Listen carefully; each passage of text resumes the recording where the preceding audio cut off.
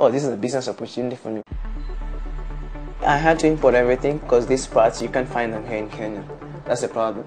This is roughly around $7,000.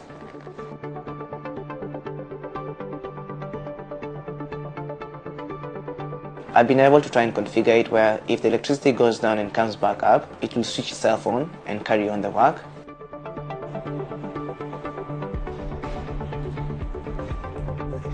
Probably a third of that or a quarter of that goes to electricity. So that's between $150 to $180 of electricity, which is like a huge sum here.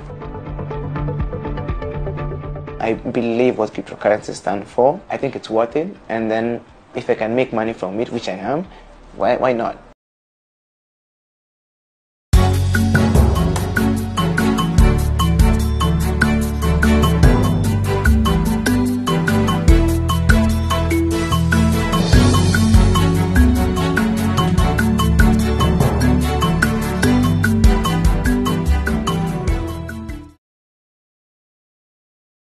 Because we have a somewhat shared responsibility, I have proposed to my colleague this morning and we are jointly agreed, and NTSA is here, we have to be firm on driving schools in the country. My proposal is this, and as we had discussed earlier before we came to this meeting, we basically deregister all of them and re-register them afresh so that we know who actually is qualified to run a driving school. Because we are giving driving licenses to murderers, as it were, and people who have no clues. NTSA will provide a criteria alongside this process. And we asked this morning our two PSs, the PS in charge of Wanamaringa from Transport and my PS, Dr. Kibacia.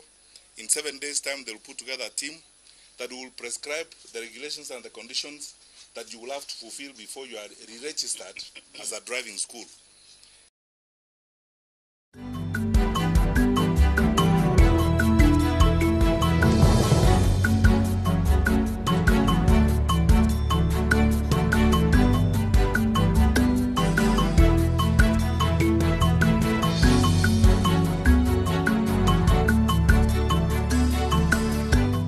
Ninafurahia kwa sababu wametusaidia, na hawa watoto ama hawa madada wamejaribu sana kuwe na roho mzuri, wametuunganisha.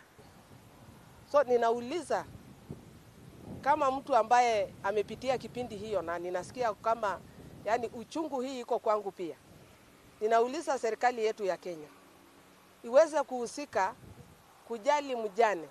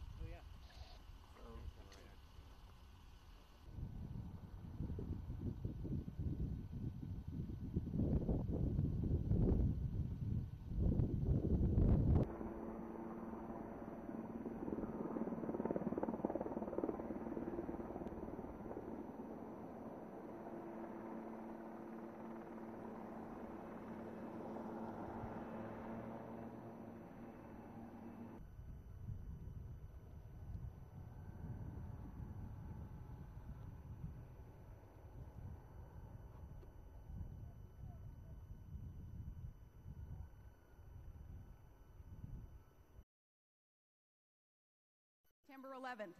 He'll deploy to Iraq with the Army.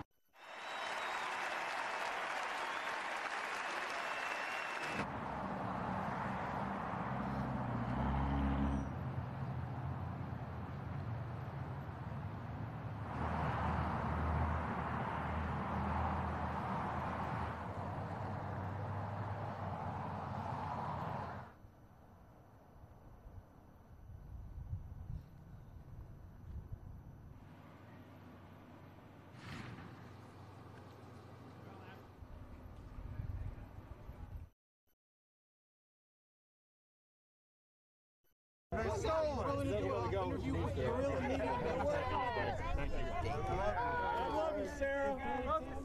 love you guys. Sarah, can I get one? Sarah! Love you!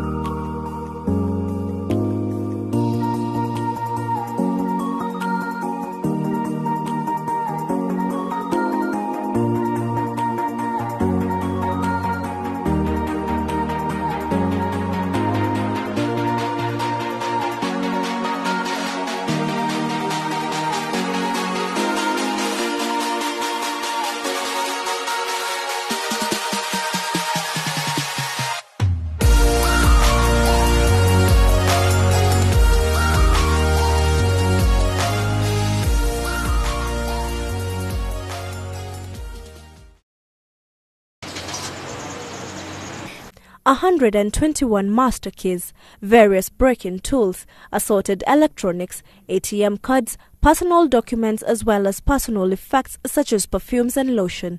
These are some of the items recovered from 4 suspects who police have linked to the high number of break-in cases in Kilimani and Kileleshu residential areas. The 4 suspects were arrested as they targeted yet another apartment on Saturday before a security officer raised alarm. The suspects led police to one of their houses in Hunters area Kasarani, where the stolen items were recovered. Nyumba hizi vile zinavunjwa ni wakati wananchi wameenda matembezi na jamii zao. Tuko na cases nyingi zimekuwa reported Kilimani na Kileleshwa, ambaye watu wameenda kutembea na jamii wakirudi jioni, kwa sababu hii unatendeka mchana most of the times na early evening, wanakuta nyumba imevunjwa.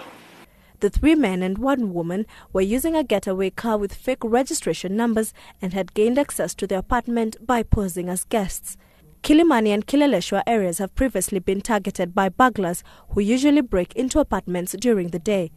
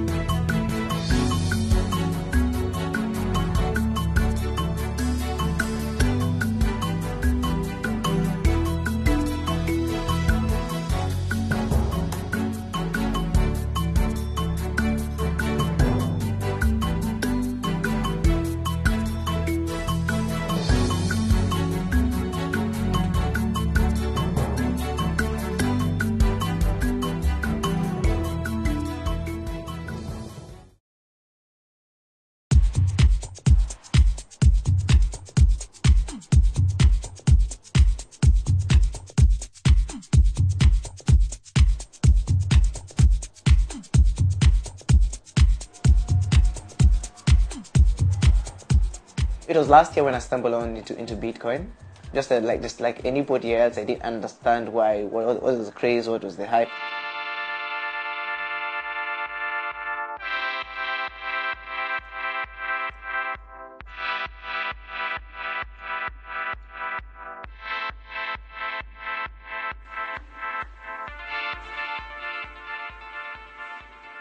Here I was like, oh, this is a business opportunity for me.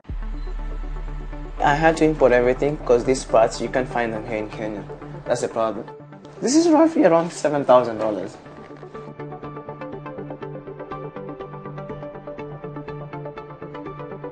I've been able to try and configure it where if the electricity goes down and comes back up, it will switch itself on and carry on the work.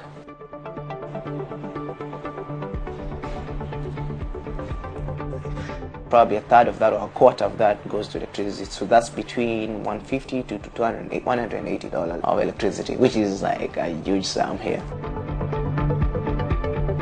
I believe what cryptocurrencies stand for. I think it's worth it. And then if I can make money from it, which I am, why not?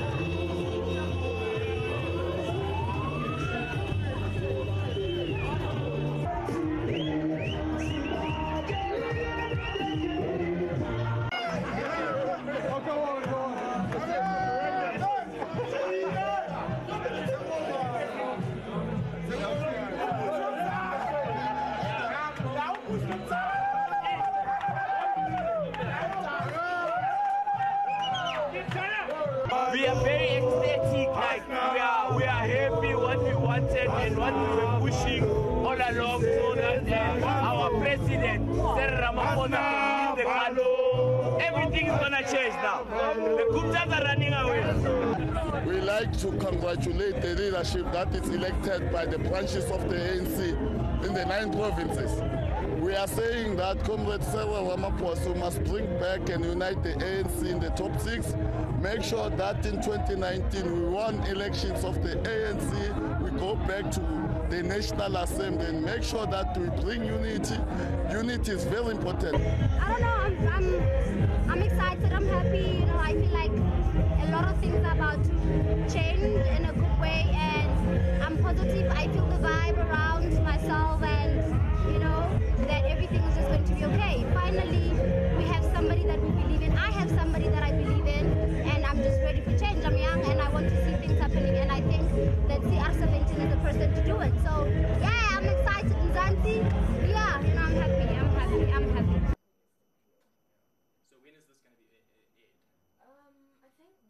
If you look at Cyril Ramaphosa's New Deal plan that he put forward in his campaign, it's very much based on the national development plan of the country, economic policies that we already have in place, but unfortunately that the economy and politicians and ministers have not been able to implement adequately. So I think what we can, I suppose, hope under a Cyril Ramaphosa presidency is more implementation, getting things done.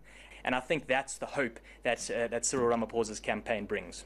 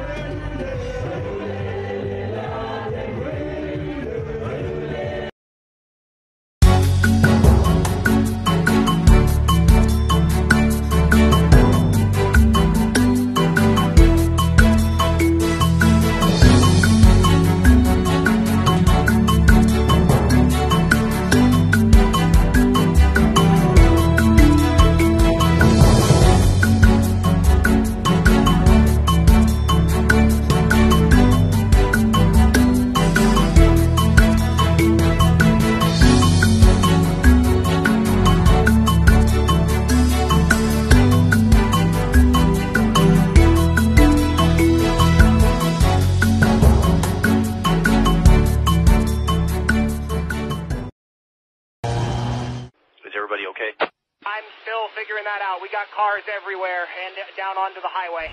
Multiple people reported dead on an Amtrak passenger train en route from Seattle to Portland, derailed in Pierce County, Washington. Along with the train victims, several drivers were injured as they went through the overpass on Interstate 5. One train car dangled above. This would have been the first trip, first train, first day. One morning commuter says the scene was sobering. There were cars on both sides of the bridge falling onto the freeway. There appeared to be it looked like a semi and a passenger truck that was underneath, the whole front end smashed in. Considering when you look at it, it could have been much worse. We're very grateful that everybody on the road is okay. More than 80 passengers and crew were on board the Amtrak train. The National Transportation Safety Board is sending 20 investigators from D.C. to Washington State today to investigate the derailment. Life safety is really our precedence right now. We've got fire and law enforcement that we really need to make sure, so we need to secure that scene. I'm Omar Jimenez reporting.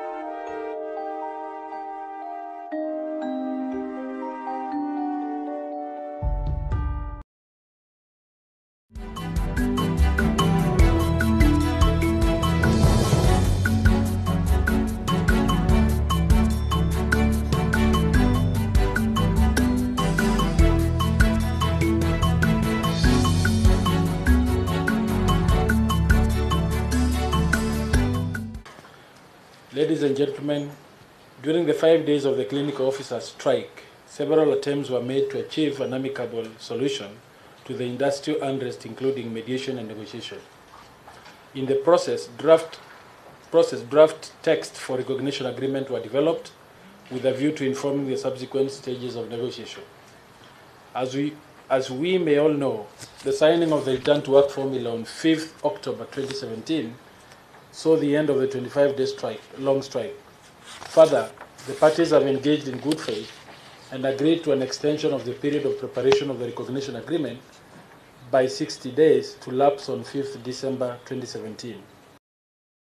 For February 1st, 2018, I have to show to do that, sir. Other matters ready for, I have the David Lonelli matter up here, or I have the center. We would ask that those be released from the defense with the stip as a chain of custody, please. Pretty late in the game, not of any fault of the prosecutor. And we're still going over that, but we would like it, if we could have it on February 16th, we will have a response either to request to withdraw the plea and so follow you, Your Honor. Well, that would be great with us if it can. I don't know if it's going to make much difference. Ms. Garrett going to the Social Security.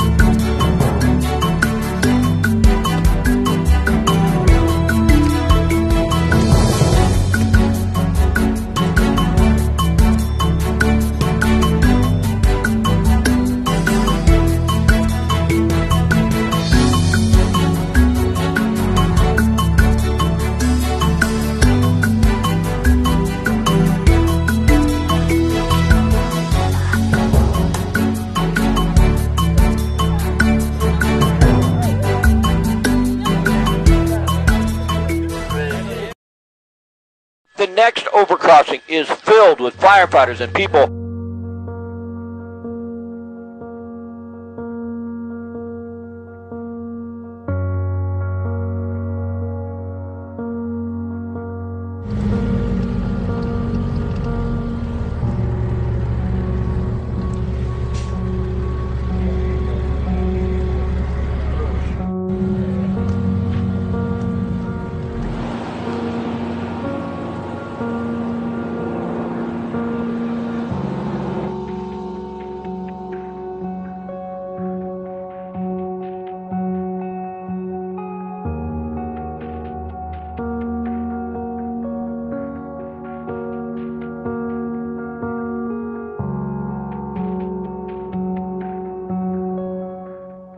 As a community, we collectively reach out and express our heartfelt condolences to the Iverson family, and we mourn the loss of our fellow brother.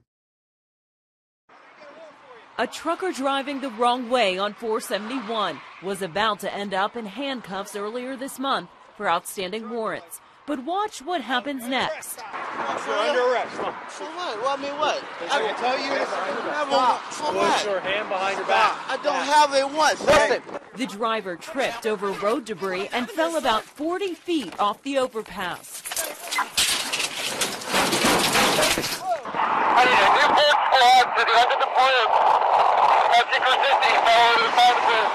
Bellevue police rushed to search for the suspect, who amazingly got up and ran. I'm in the woods right now.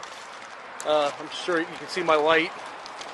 I heard him somewhere in this area.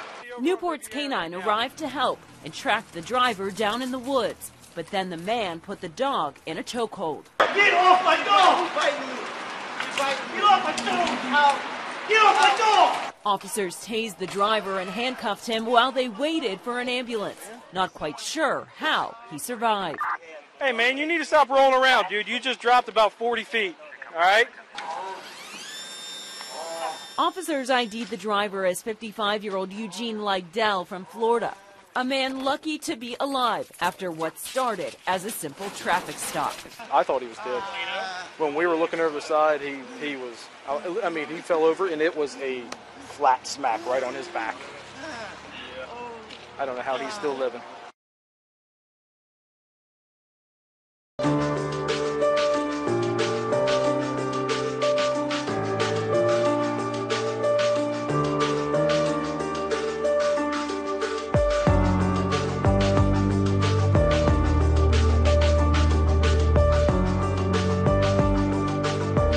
Miss Iraq, Sarah Iden, took a picture with Miss Israel, but those countries have no formal ties, and Iden has faced international backlash. She says it's been so bad that her family had to leave Iraq.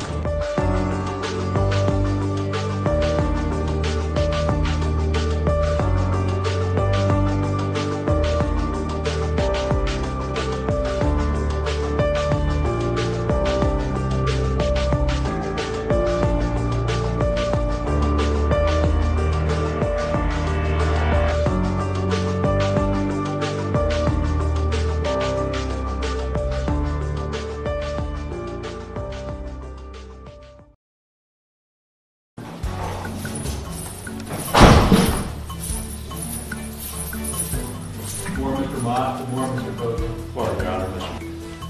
For Sandra, January 25th, they have opened for the state. One party had lied in this case.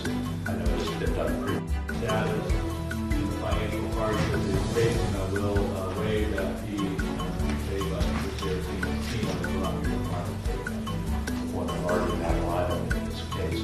I know this has been done in this case, so I would suggest it might be appropriate to have the parents on the Made by the parents and so forth. Mrs. Mott,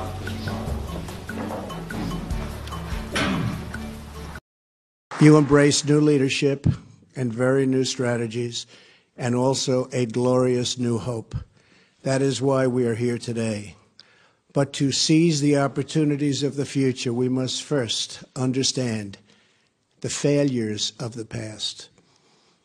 For many years, our citizens watched as Washington politicians presided over one disappointment after another. To many of our leaders, so many, who forgot whose voices they were to respect and whose interests they were supposed to defend.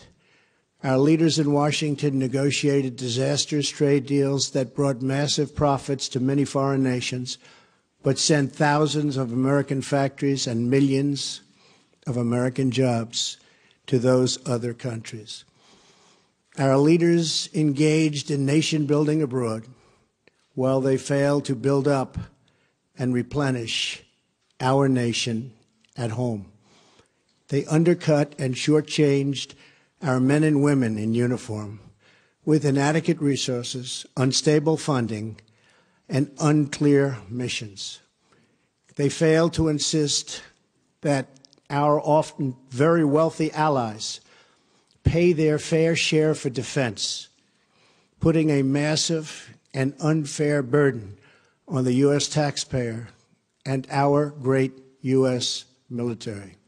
Leaders in Washington imposed on the country an immigration policy that Americans never voted for, never asked for, and never approved. A policy where the wrong people are allowed into our country and the right people are rejected. American citizens, as usual, have been left to bear the cost and to pick up the tab. On top of everything else, our leaders drifted from American principles. They lost sight of America's destiny, and they lost their belief in American greatness. Exercising its veto power for the first time, the Trump administration torpedoed a UN Security Council resolution that tried to nullify the White House recognizing Jerusalem as the capital of Israel. The resolution introduced by Egypt didn't mention Trump or the U.S. by name, but its intent was clear: to declare null and void any unilateral changes to the status of Jerusalem. That was only supposed to be decided in final status negotiations between Israelis and Palestinians. The 14 other members of the Security Council voted in favor of the resolution. The Palestinians blasted the U.S., seeing it as further proof that the U.S. was no longer an honest broker in the Israeli-Palestinian conflict. A spokesman for Palestinian Authority President Mahmoud Abbas said the U.S. veto would further isolate the Americans in the international community. Now the Palestinians will turn to the UN General Assembly, where the U.S. doesn't have a veto power. The General Assembly has already passed resolutions critical of Israel this year. A resolution there doesn't have the same weight as a Security Council resolution, but it would still be a very public rebuke of U.S. foreign policy. The Israelis celebrated the veto. Israeli Prime Minister Benjamin Netanyahu took to social media moments after the vote to thank Trump and U.S. Ambassador to the UN Nikki Haley. Israeli officials were never really concerned about the vote, as they were certain the U.S. would cast its veto. Even if the resolution didn't pass, it goes to show that the U.S. stands alone with its foreign policy in some cases, a mantle Nikki Haley was proud to wear. Oren Lieberman, CNN, Jerusalem.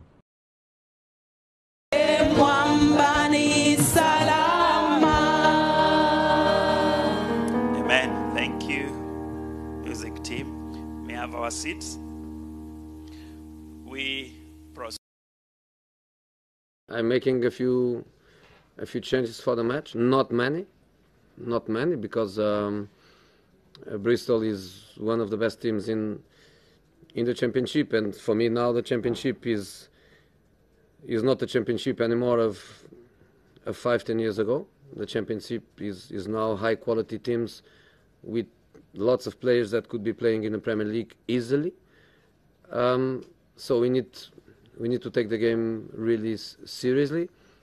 But I'm going to make a few changes, and it's possible that Mickey is involved. As I was saying, in this moment we are playing with Matem, Lingard, Rashford or Martial, Lukaku. So on the bench is being Ibra and one of the other ones, or Martial or Rashford on the bench. And there is no space for everybody because you need balance on the bench too. Okay, guys. Thank you.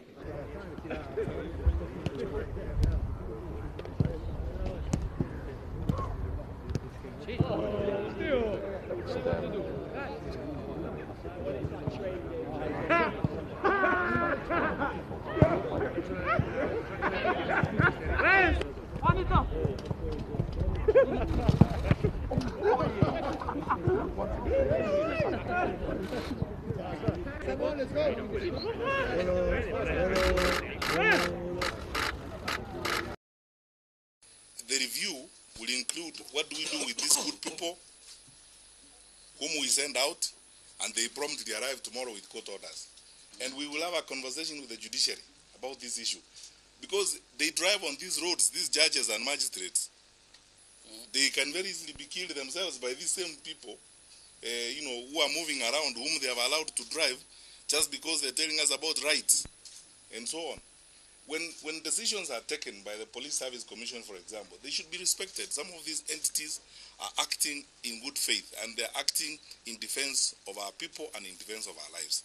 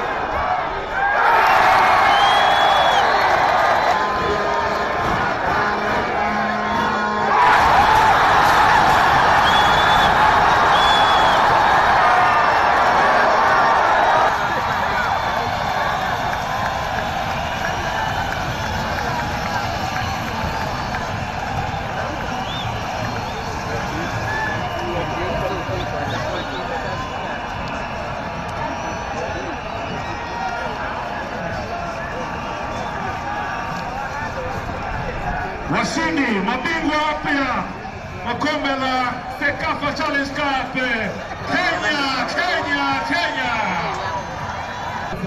From none other than His Excellency, the Deputy President, William Samoei Ruto, accompanied by the Sekafa President, Mutasam of Sudan.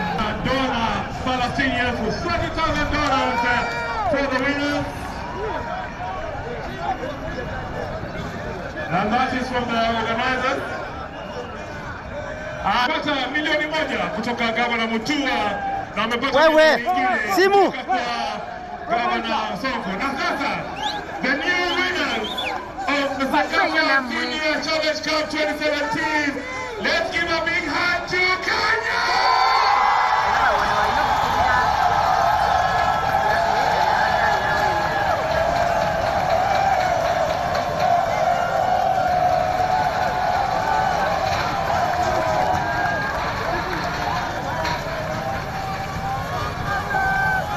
Asante sana Wakenya, kocha wao Paul Put.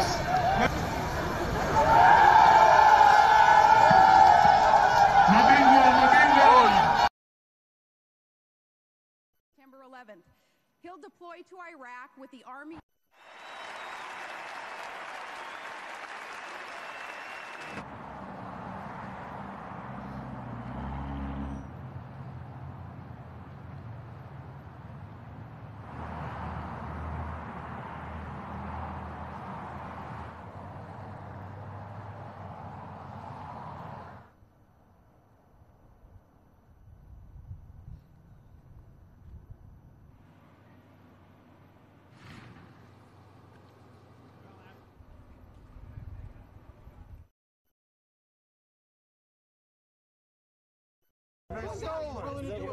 Thank you. I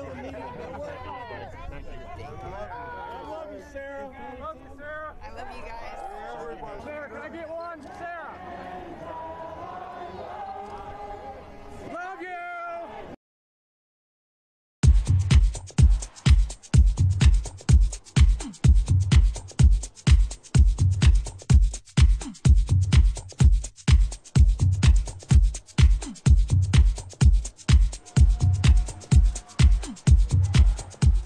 It was last year when I stumbled on into Bitcoin. Just like anybody else, I didn't understand what was the craze, what was the hype.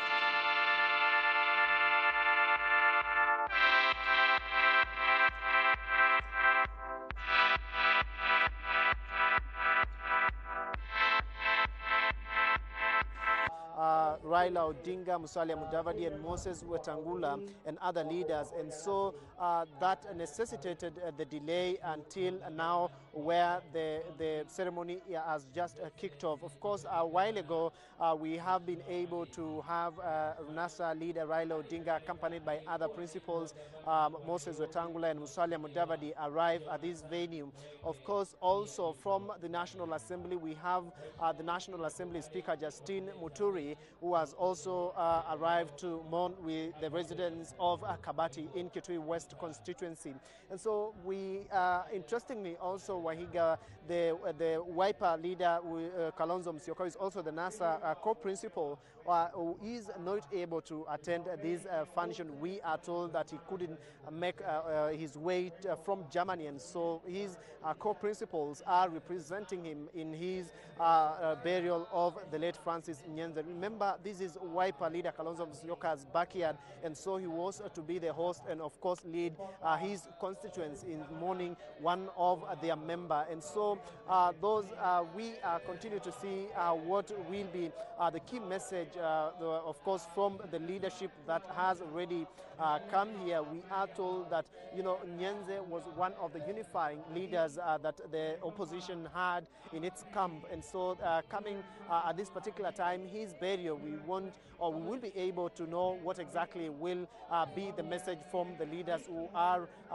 leading the mourners and this particular ceremony. And so those are family members escorting the casket of the late Member of Parliament, Francis Nyenze, to, the tent where other mourners are congregated, as well as family members, as well as leaders from across the political divide. And so, Wahiga, we continue to see what will be transpiring or what will be unfolding in this particular burial. But interestingly, Wahiga, before I hand it back to you, is you will remember Francis Nyenze to have been a very, a politician who has been able to serve in several governments, including that of former President Daniel Toroitich Arap Moi, when he was serving as a Minister of Heritage, as well as Minister for Environment in that particular in that docket in the cabinet. And so he took over the leadership of the Kitui West constituency from Mrs. Nyiva Mwenda, who was also a one-time politician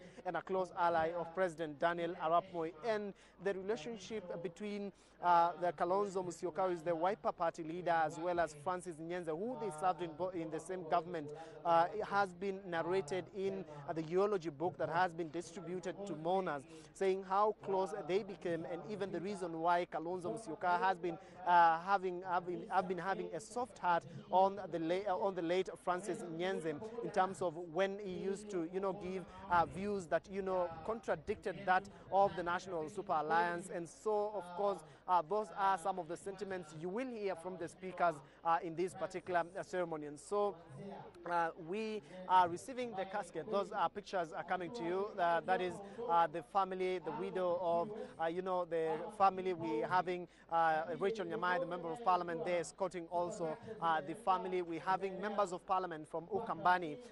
We are having them escorting the casket of their colleague, who is now normal. We having there Mutula Kilonzo Jr., the Senator for Makueni, several members of the opposition, members of the National Assembly escorting him. We having Burabu, Member of Parliament, the Honorable Momanyi, also in that team that is escorting the casket of the late Francis Nyenze, who is the who is the former now Member of Parliament for Kitui West constituency. And so, Wahiga, we will leave you with those live pictures and of course that means the arrival of that casket means the kickoff of this particular burial, where we are expecting any moment from now the church will be taking its place. And of course, going forward, we are seeing there are very few speakers, which means that any moment the burial will not take really long. We are estimating a 2 hour to 2.5 hour thereabout before this burial ceremony comes to an end. And so for now, Wahiga, we leave you, and later on, of course, we will be joining you again when this particular program kicks off or proceeds going forward. And so for now, Wahiga, it's back to you in studio from Kibacia Village, Kitui County. Viongozi wa mbunge wanaweza ama na umbeba wanauleta mwili wa rafiki yao mwenda zake Mheshimiwa Francis Nyenze, na ni kwamba umeweza kuwekwa hapa mbele yetu, na tafadhali mkiweza kuweka, naomba wambunge wetu sasa mweze kupumzika tuweze kuanza programu yetu kirasmi.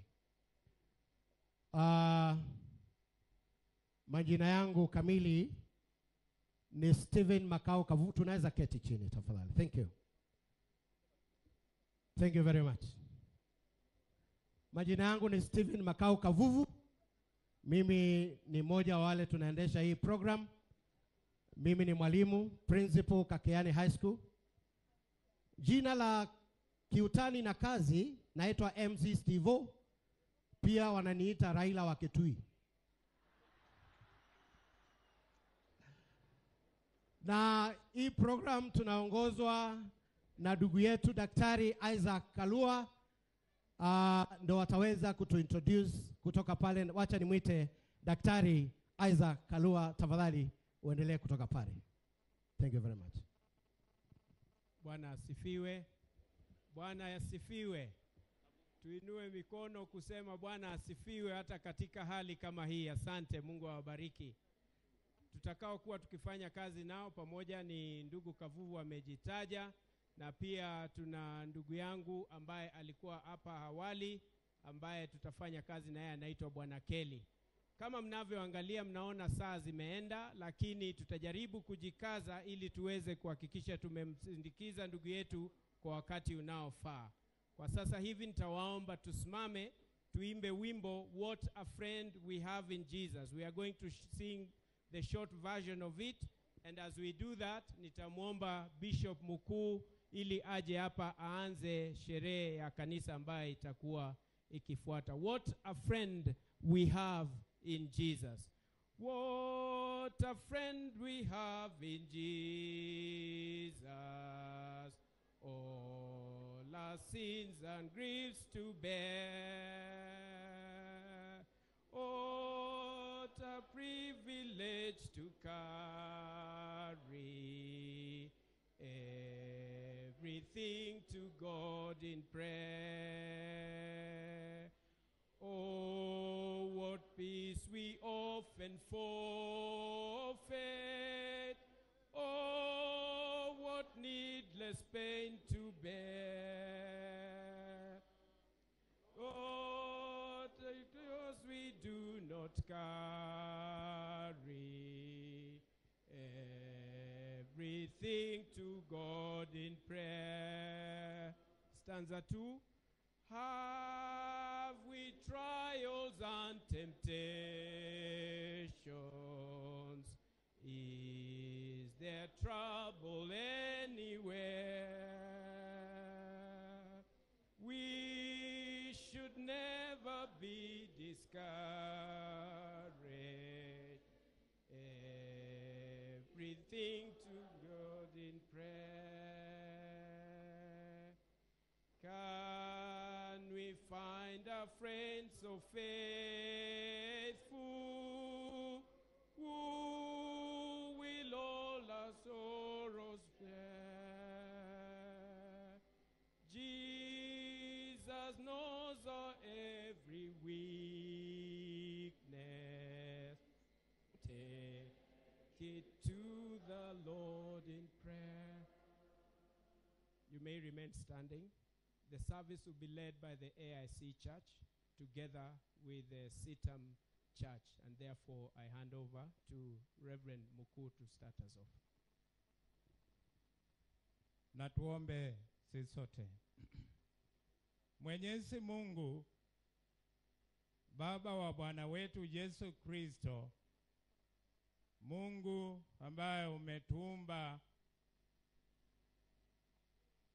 kwa uwezo wako, na mahali hapa tupo, Mungu wetu, kitu ya kwanza ni kushukuru, maana umetuwezesha kufikia siku ya leo. Kwa kweli ibada hii ni yako mwenyewe, maana hakuna yeyote alialikwa na jamii ya boma hili, bali ni wewe umetuita kwa uwezo wako, kila mmoja kutoka mahali pake, kwa ajili ya huduma ambao umeonelea siku ya leo tutaifanya. Asante Mungu wetu, asante kwa uwezo wako. Na basi Mungu wetu, tukianza ibada hii tunaikabidhi mikononi mwako, ili Mungu wetu ukapate kutuongoza katika kila jambo ambayo tutaenda kufanya kuanzia wakati huu mpaka mwisho wetu. Ibada yote twaikabidhi mikononi mwako. Viongozi wote ambao wataenda kunena jambo, wacha yote yafanyike chini ya uwezo wako na ulinzi wako na mapenzi yako. Mungu, twakabidhi jamii ya mwenda zake mbele zako. Mungu, wapatie nguvu wakati huu wa ugumu wa maisha. Mungu, kaa na wao na uwafariji. Na tena kanisa lako takatifu, Mwenyezi Mungu, twaikabidhi mbele zako, na uongozi wote wa ibada hii wacha yote yafanyike kulingana na mapenzi yako. Maana tunaomba hii tukiamini hata yale hatukutaja Mungu wetu utatutendea kwa ajili ya wema na utukufu wako. Maana tunaomba kwa Yesu Kristo aliye Bwana na Mwokozi wetu. Amen. Let's be seated for the eulogy. I will now call upon Martin Mweke. Martin is a nephew of the late Francis. He is a civil engineer in the making, year 5 at the University of Nairobi, and he will be supported by Jermaine Mkulima, a class 7 student, also a student and a nephew of the late Francis. Martin.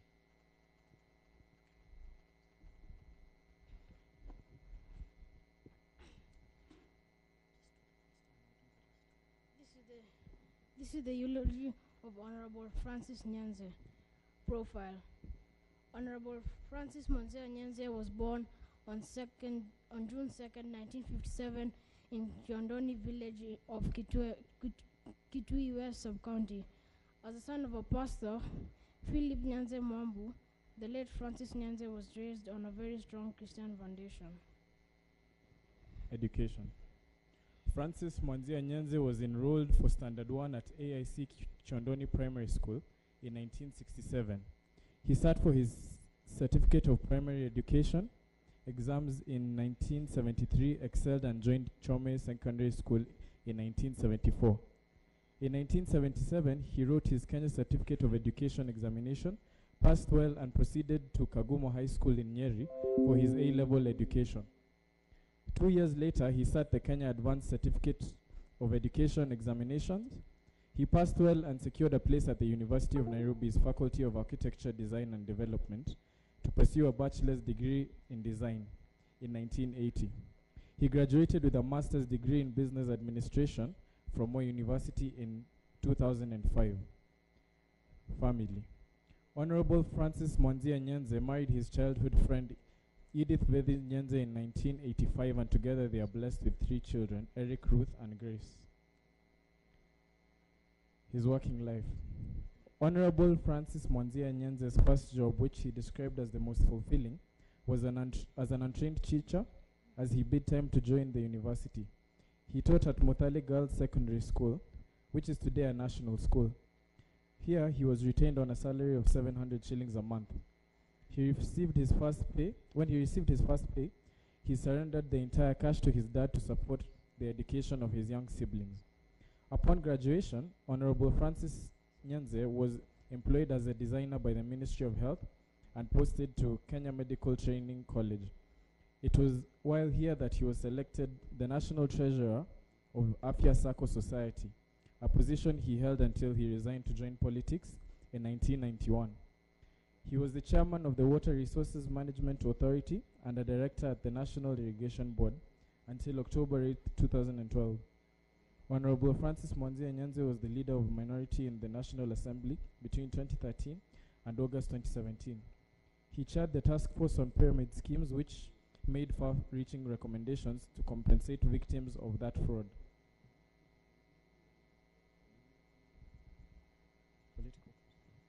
Political career. Honorable Francis Nyanze was a student leader during his university days. This enabled him to rub shoulders with the then Kamba political supremo, the late Mulu Mutisia. By a strange coincidence, Nyanze and Mutisia are from the same Kamba clan, a chemistry that helped their relationship gel and transcend political parties. Honorable Nyanze was first voted to Parliament on a Kanu ticket in 1997 to represent Kitui West constituency. After the 1997 elections, Honorable Nyanze was appointed the Minister for Environment by President Daniel Arap Moi. In a cabinet reshuffle in 2001, Honorable Nyanze was taken to the Ministry of Heritage and Sports. In 2013, Honorable Nyanze won the Kitui West parliamentary seat for second term on a wiper ticket and the court collision.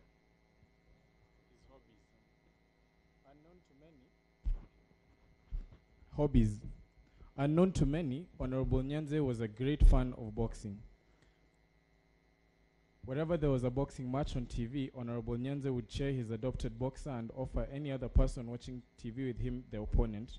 Woe unto you if your combatant defeated his choice, because he would swiftly change the boxers and reassure the loser to you. The guitarist. Honorable Francis Mwanzia Nyanze loved playing the guitar in church. During the wedding of his brother-in-law and confidant, Senator Enoch Kio Wamboi in 2002, Honorable Nyanze joined the choir and took the role of the main guitarist. At that time, Honorable Nyanze was a cabinet minister. Honorable Nyanze Francis Mwanzia was diagnosed with cancer of the colon in 2008. He was treated in various hospitals in Kenya and abroad and was given a clean bill of health. But in 2013, the illness recurred and spread to other parts of the body, including his lungs. He contracted pneumonia in August this year and was in and out of hospital. In November, he was admitted in Nairobi Hospital, where he passed on in the morning of Wednesday, December 6, 2017. Thank you.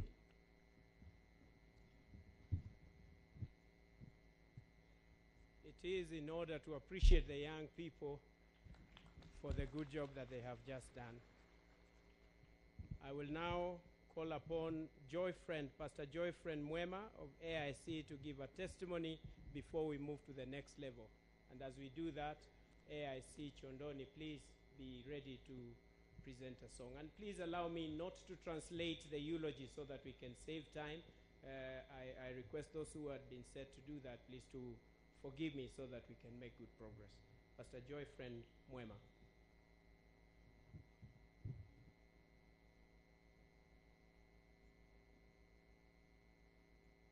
Basi mkutano wa Mungu, kanuni zote za itifaki zikizingatiwa na wasabai katika jina la Yesu Kristo. Hamjambo. Bwana asifiwe. We have to praise him under all conditions. My name is Joyfriend Mwema. Mimi ni mchungaji katika kanisa la AIC Chondoni, mahali ambapo mheshimiwa mwenda zake alikuwa mmoja wa waumini. Kabla sijasema machache, naomba wale ambao wote ni washiriki wa kanisa hilo wakasimame mahali walipo. Nikiangalia upande wa nyuma, ninawaona akina, nasema naomba tu tusimame ili niseme machache kuhusu huyo ndugu yetu. Asante sana. Najua wengi wako nje, lakini wale wachache tunasema tuko na furaha mbele za Bwana kwa kutupa huyo rafiki yetu ambaye tulikuwa tunampenda. Alikuwa mshiriki pamoja na familia yake. Familia wake wote walikuwa wanashiriki katika hilo kanisa ambalo ni la AIC Chondoni. Na tunasema kwa sababu ya kukaa naye, karibu naye, kuingia, tunafanya kazi naye kwa karibu, tuna huzuni ambao sio mwingi kupita kiasi. Maana Biblia inasema tusinje tukahuzunika kama wale ambao hawana tumaini. Kwa hivyo tunapoendelea na sherehe hizi, naomba kama kanisa tuendelee na kufariji familia na tutaendelea na kukaa pamoja na wao. Asante sana kwa wale mmetoka mahali mbalimbali kuja kutuzindikisha hii kazi na kuwa pamoja nasi. Mungu awabariki tutakapoanza kurudi nyumbani. May God bless you. And now Reverend Munyoki will introduce the bishop and say very few words. Thank you. Tukifuata kanuni sote za uongozi na wasalimu katika jina la Yesu Kristo mwokozi wetu. Bwana asifiwe. Mimi naitwa Reverend Samuel Munyoki, na mimi wakati Nyanze aliingia kwanza bungeni 1997, mimi nilikuwa kiongozi wa AIC eneo hili yote hii ya Mutonguni. Na wakati huo mimi nikawa chairman, na nikiwa chairman tukaendelea na Nyenze nilimjua tangu kusaliwa, hata baba yake tuna uhusiano. Mama yangu ametoka katika ukoo wao, na mimi nashukuru kwa sababu leo tunapozungumza mambo ya Nyenze ninamjua ya kwamba huyu alikuwa mtumishi wa Mungu, alikuwa mtu wa Mungu na alikuwa ameokoka. Na kwa hivyo mimi sina budi kusema ya kwamba Nyenze ameenda kuwa na Bwana kumuzika. Basi nataka kuwatambua wale ambao ni viongozi wa eneo hili, wale ambao wamekuja. Tukiwa kwa AIC tuna regions 3. Tuna region moja hii ya Mtonguni na imekata zingine 3 kwa AIC. Tuna region ya upande wa Kitundumo Kakeani, na tuna region ya hapa, hii ya hapa ni ya Kaui, ni ya Kaui region. Na mimi naongoza hii ya juu ya Mtonguni, na ninaomba chairman wa Kaui region na chairman wa Kitundumo wasimame tuwaone. Reverend Kedunga na Reverend Kiseve alikuja lakini ni huyo. Asante. Ninaomba makanisa yale mengine ambao wamekuja wasimame viongozi. Kuna viongozi bishops, kuna reverends, kuna pastors wa dini tofauti tofauti, na nataka kuwatambua wakati huu. Wasimame tuwaone tafadhali, na watusalimie tumpinga. Asante. Unaona hao wote, japokuwa Nyenze alikuwa wa AIC, lakini katika eneo hii wale ambao walikuwa na makanisa dini tofauti tofauti, yeye aliweza kuingiliana na wao, walifanya kazi na wao, na yeye alikuwa mbunge wa kila umoja. Na tunashukuru sana sisi watumishi wa Mungu. Nataka naomba tumpatie huyu mwenyekiti wa region hii ambao Nyenze anatoka, Reverend Kidunga, awasalimie tu kwa kifupi. Okay. Bwana Yesu asifiwe. Na wasalimu katika jina la Yesu. Hamjambo? Karibuni sehemu hii ya Kaui region. Tuendeleze mazishi ya ndugu yetu, ndugu ambaye tunampenda na tutamuona baadaye. Asante. Basi mimi nikiwa naibu wa askofu wa AIC Kitui area, nataka kumkaribisha bishop wetu Reverend mkuu ili nanji haje wasalimie, na ikiwa ana jambo aseme, na yale mengine atatuonyesha.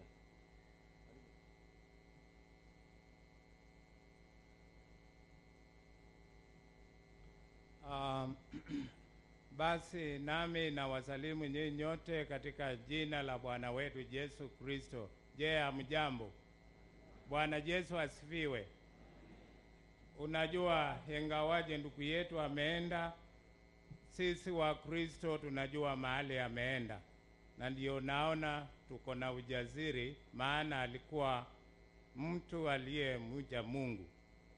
Nakumbuka mwezi wa 6, sikumbuki tarehe yenyewe kweli, kwa kweli, lakini tulikuwa naye huko Mtonguni Tulia, na kama vile tunajua huyu ndugu ni mtu kwanza Mkristo wa kweli na mtu mkarimu. So kwangu naona mtumishi wa Mungu amepumzika, maana kazi aliyetekeleza Mungu aliona ni vyema apumzike. Na kwa niaba ya Kitui area, maana kanisa la AIC Kitui County, mimi ndiye kiongozi. Kwa hivyo na wakaribisha kwa kaunti yetu ya Kitui ili tuendeshe ibada hii chini ya uongozi wa Mwenyezi Mungu. Na unajua, mtu akiwa na mkubwa yake hana maneno mingi. Kwa Kwa sasa ningependa kumwomba presiding bishop wetu ambaye ndiye kiongozi wangu, Reverend Silas Yego, hakuje asike ushukani mpaka mwisho. Asante askofu. Kanuni zote zikifuatwa, napenda kuwasalimu nyote katika jina la Bwana wetu Yesu Kristo. Hamjambo. Bwana Yesu asifiwe. Mwaseo. Nataka kusema Mama Edith na watoto wako na familia kwa niaba ya kanisa lote la AIC Kenya, ninatoa risala za rambirambi nikisema pole. Mimi najua Honorable Nyensa alikuwa rafiki wako wa karibu sana sana. So nataka kusema pole kwa wewe na watoto wako. Kwa viongozi ambaye mmekuja hapa, nasema asante kuja kusindikisha ndugu wetu. Huyu mheshimiwa ni mtu nimefahamu tangu 1997 wakati aliingia parliament, na tukafahamikiana, akawa rafiki ya nyumbani mwangu. Wakati alikuwa waziri alisaidia kijana yangu kupata shamba, kasaidia yeye kupata hela kidogo ya kununua kashamba, na sikujua kijana huyo ataitwa na Mungu haraka. Yeye Nyense alikuja kusika huyo kijana, na akasema ya kwamba huyo kijana pamoja na Roy ambaye iko hapa alisaidia yeye pia kwa njia zingine. Kwa hivyo tumekuwa familia moja na familia ya Nyense. Moi alilala nyumba ya Nyense kama president, na mimi nilibatiza Mrs. Nyense katika River Jordan. Mtu mmoja nilibatiza katika Jordan ni Mrs. Nyense hapa. Wakati tulipiga Israel na yeye, nikapeleka yeye Jordan kumbatiza. Kwa hivyo na Moi akalala kwa nyumba ya Nyense, akafanya nyumba ya Nyense kuwa state house siku moja. The only house, hakuna nyumba ingine. Nataka kutoa risala za mzee. Nilipata yeye juzi wakati tulikuwa tunasindua jambo katika university. Siku hizi ni mzee wa kukumbuka memories tu. Na nilipoeleza ya kwamba nakuja kwa Nyense, akasema huyo nililala kwake.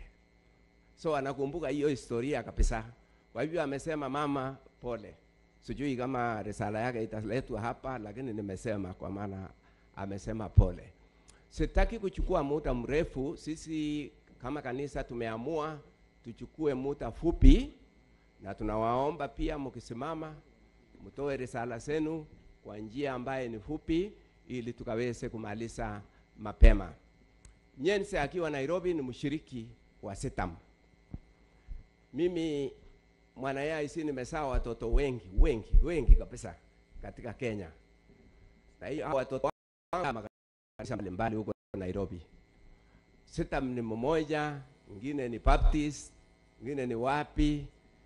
So Nyense alikuwa anahudhuria na familia yake kanisa ya Sitam huko Langata au Karen. So familia pamoja na mimi tukasema tuombe mchungaji wa kanisa hilo atoe neno ili nimsike ndugu yangu mimi. So karibu Reverend Karita kwa kutoa neno la Mungu. Asante sana.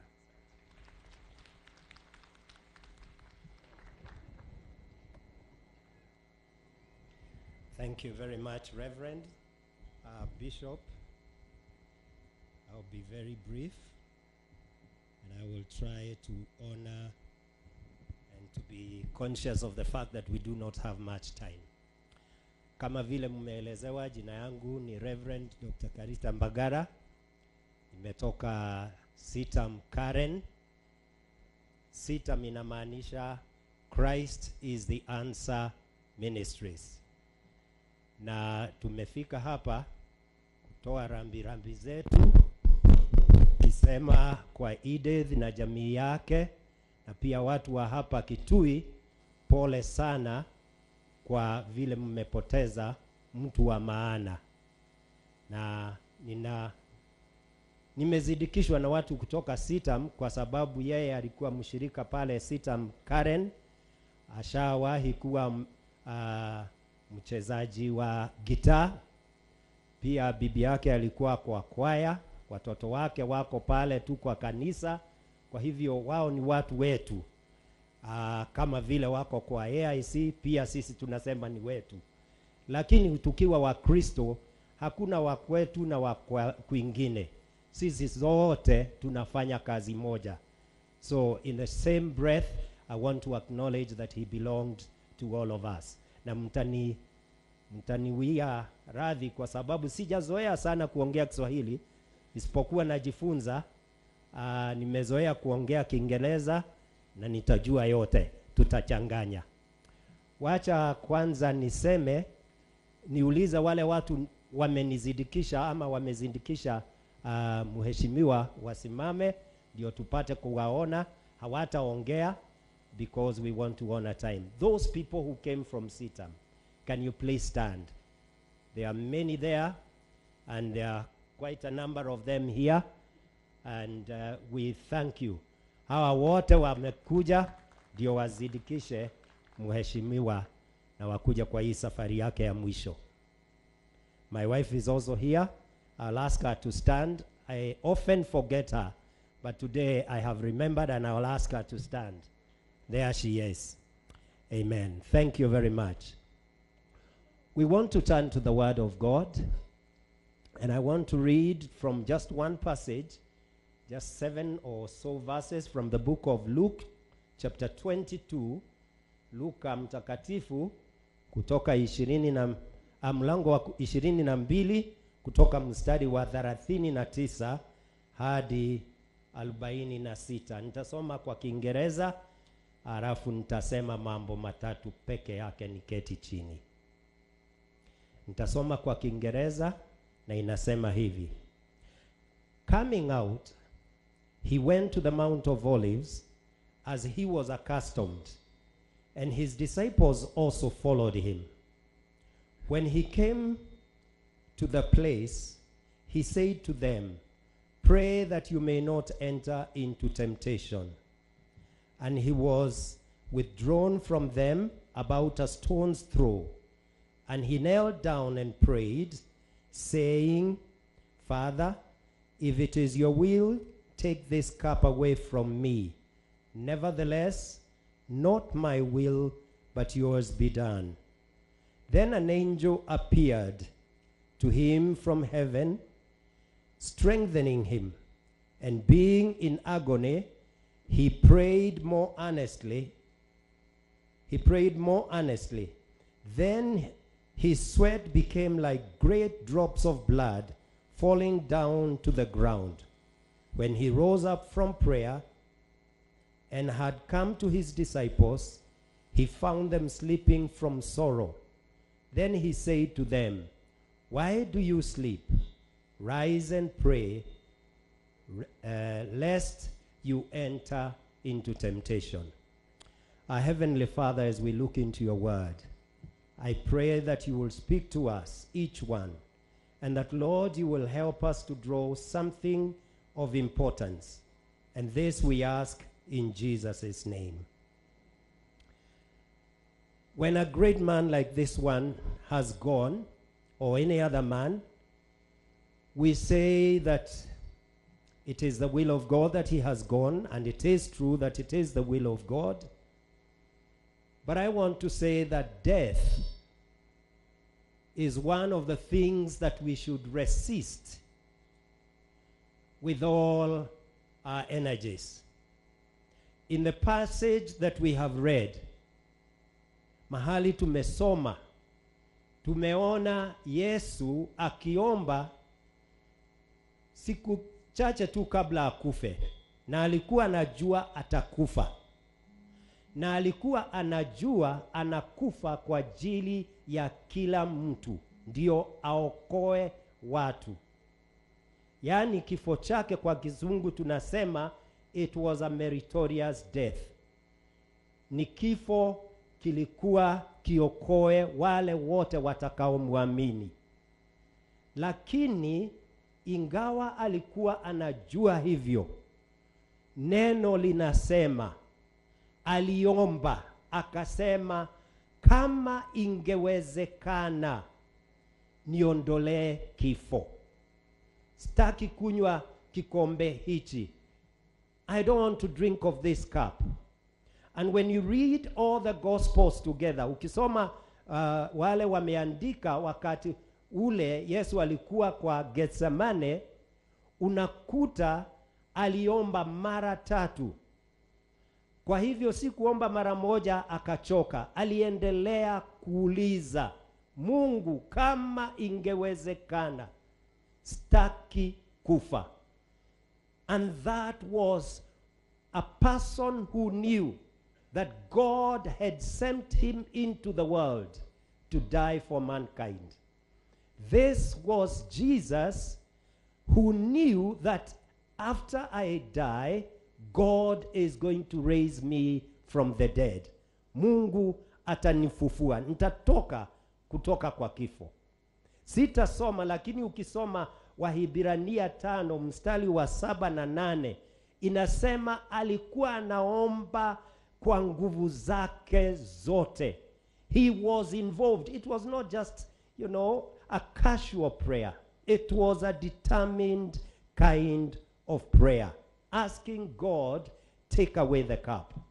It reminds us of another man by the name of Paul, who later 3 times or 3 seasons, he went back to God to pray against death.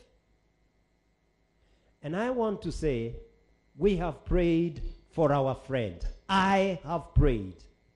I went to his home. I prayed with him as his pastor. When he went to hospital, I went to hospital. And we talked. And because I'm a pastor, I have a responsibility of making sure that I follow up on what I preach. So I asked him, Mheshimiwa, if I pray for you and you are healed, what will you do? In the presence of his wife and his sister, he said, I will shout it from the mountaintops. Nitatangaza kutoka kwa milima yale Mungu amenitendea. Alafu nikajikakamua, nikamuuliza, na nikiomba na Mungu achague otherwise, itakuwaje? Akasema, mimi nimetubu dhambi zangu, and I have made peace with God. Na akasema, niko tayari kwenda. Yeye mwenyewe alisema na mdomo yake, niko tayari kwenda nikapumzike. Nikatoka, alafu nikarudi siku ingine. The Tuesday before he passed on Wednesday, I went to see him. The reason I was going to see this man so closely is because we were in the university together. He was actually 2 years behind me. And when he came to the university, he used to love playing guitar. And I also used to play guitar. And we used to go to the Christian Union together. When I came to Sitam Karen as a pastor, he's one of the few people that came to the boardroom to say, Karibu sana pastor, because we knew each other from the university days. Have I said anything funny? Okay. Asante. Labda hiyo picha sijui namna gani. But I went to see him the day before he passed away. The nurses that were on duty made sure we didn't stay long. But even with the struggle he had, he was still trying to talk to me, and we prayed and we left him. We tried to resist death. And I am saying we must resist death. That's why we must have medical facilities everywhere in this nation, because death is not a friend. Sickness that results in death is not a friend. And we see here that Jesus was opposed to death, and that's why he was asking, can you please take away this death from me, if it is possible? And I want to underline that we must resist death. But the second thing that I want to take note of is that even as we resist death, there is that statement that he made, Jesus made in his prayer, is conditional. If it is your will. Yaani alisema kama ni mapenzi yako.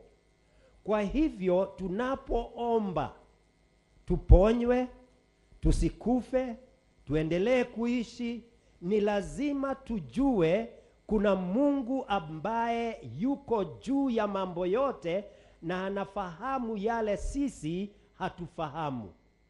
Na ni lazima tujiweke chini ya mapenzi yake.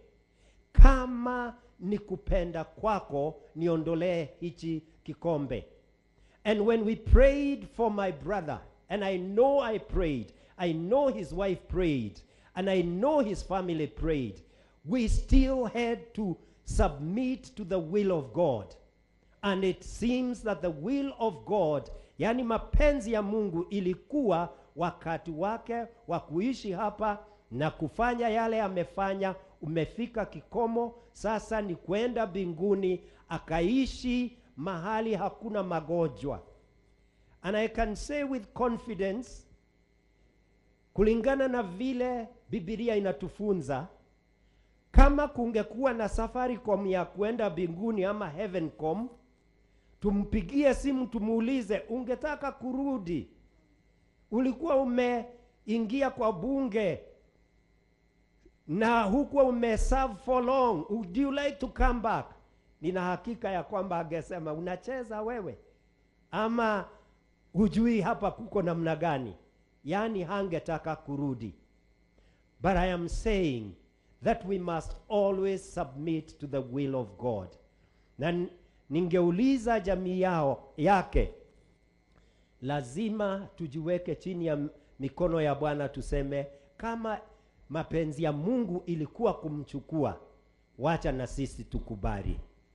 Let us agree. Edith, Eric, Ruth and Grace, I encourage you to accept God's will, because it is in submission of the will of God and recognizing that Jehovah has the final say as we sing.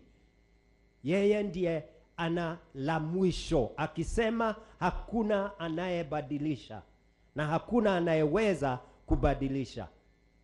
I know it's easier said than done or even practiced, that we can say that we will accept the will of God. It's difficult. And you see that even Jesus found death difficult. So you are not alone, but you can tell God about the difficulty that you are facing.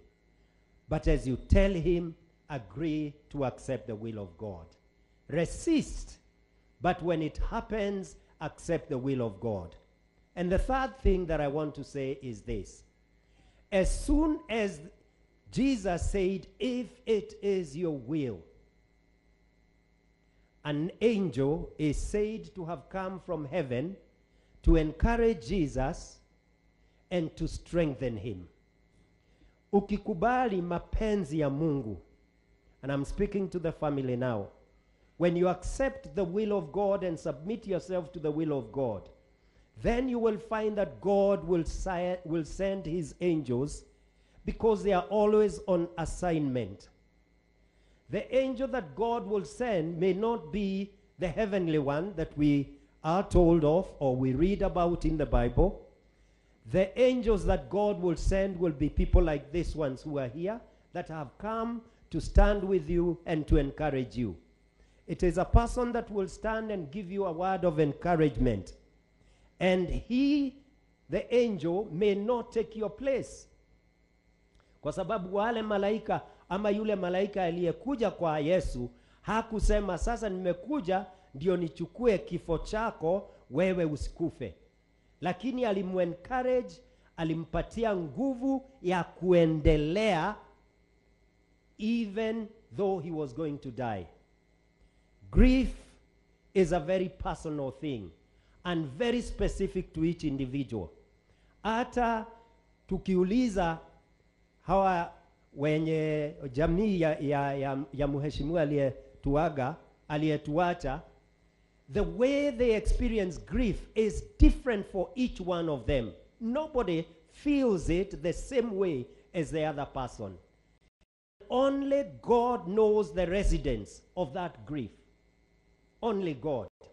And consequently, when we submit to his will, he will send an angel that will speak to our specific need, to our specific questions, and will answer those questions.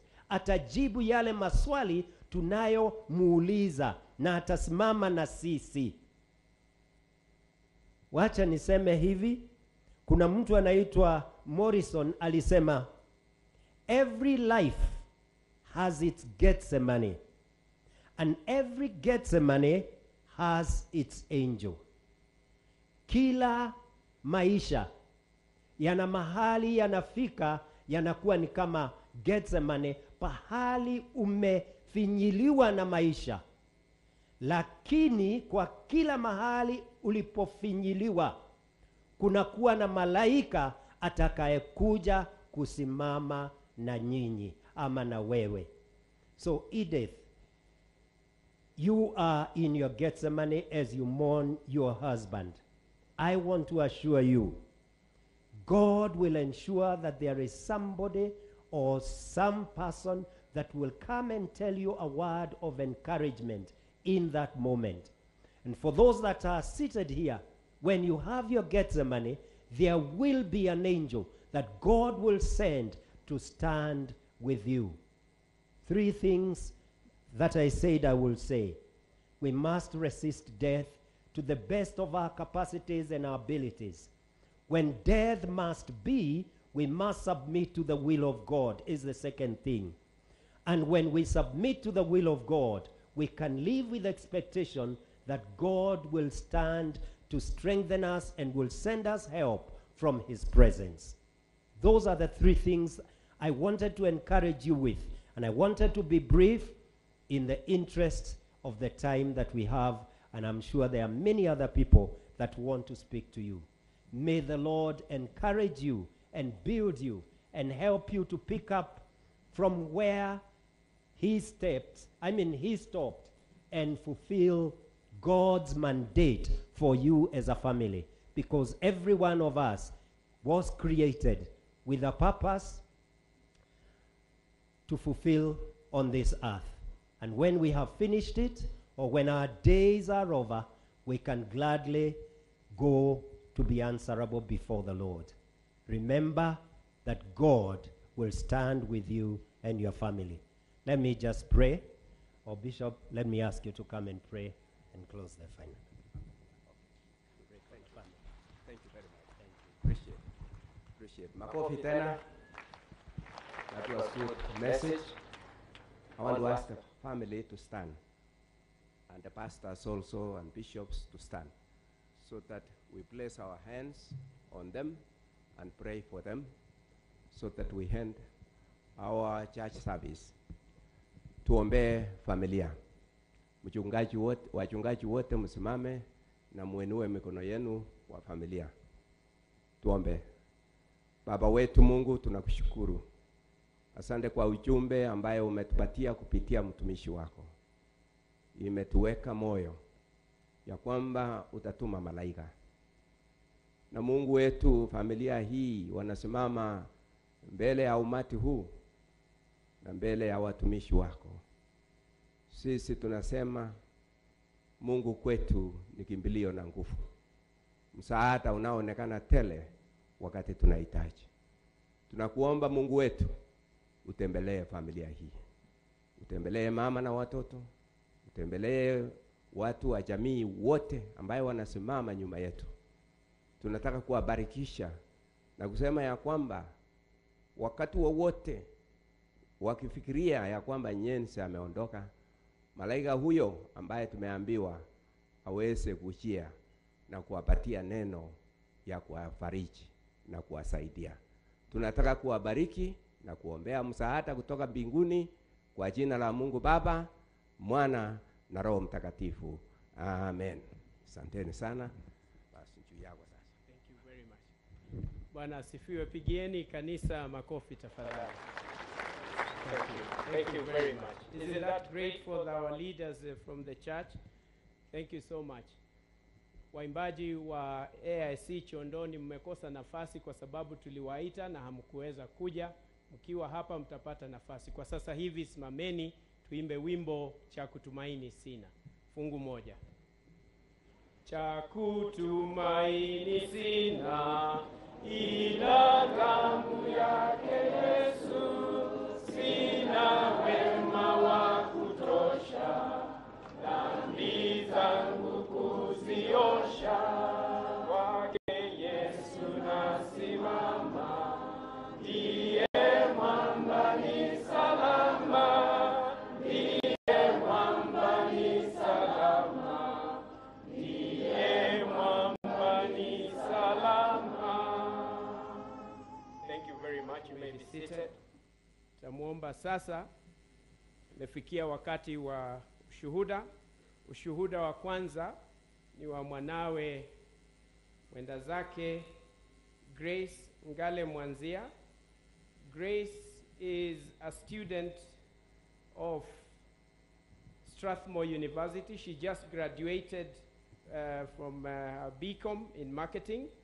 She's already started her business in cosmetics, and she's going to come and pay tributes to the late dad, and soon after ataweza kuungana na Elvis akipiga gita, na pianist yeye mwenyewe atapiga gita, na cousins wake wataimba wimbo. Alafu nitawaelezeni kabla Grace kuja. Pigieni makofi kumtia moyo wakati anakuja kuongea machache sana.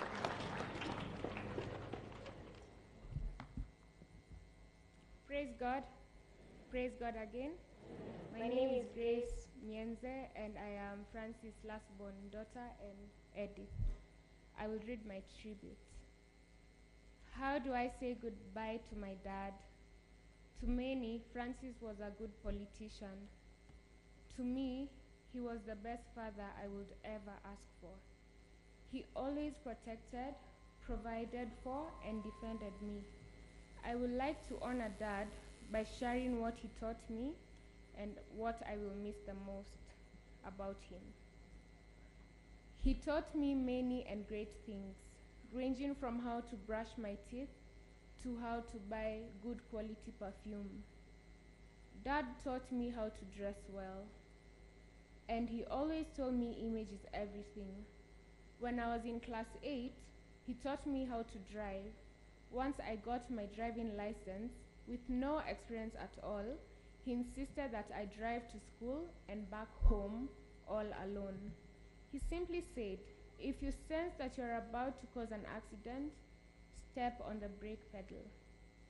And with that, Dad released his daughter to the highway, off to college. When I thought he had taken too much risk, he gave me a car to drive from Kitui to Nairobi at a time that I had never attempted such a long-distance drive. Dad was fearless, never kept grudges with anyone. He taught me to always live above the crest. He taught me to save. He will give me his money and tell me to keep it. He then would borrow it and return it with very impressive interest. He will not forget I had his money, so he always said, save for a rainy day. Dad was the most selfless person in the world that I have ever known. He will give out all the money at hand to save a situation and be left with no money at all. When I was younger, I shared my concerns with him. He thought through every issue I raised with him and took me seriously despite my age. Much later, he would remind me what I said when I was a younger girl. When I was in primary and secondary schools, he always found time to pick me from school, and he came for all my school meetings and events. Dad was very strict about the time I came home. He always told me to go out only when it was necessary. He would tell me, you don't have to go out all the time. The word mentor has been used a lot this week to describe Dad. Dad always listened to me and had my dreams. We would always brainstorm about my cosmetics business and discuss how to make it bigger and better. He'll give me great ideas and advise me. He worked hard and sacrificed a lot to afford me a good life. I will miss our family trips together. Dad was a gifted storyteller. He had a story for every occasion. Dad, I will dearly miss your stories and how you told them to me. I love you, Dad. Thank you for everything. Until we meet again, I will miss you, Dad. And to honor him, what used to happen, he used to play the guitar and I used to play the piano. So today I will honor him with his best song with my team. Thank you.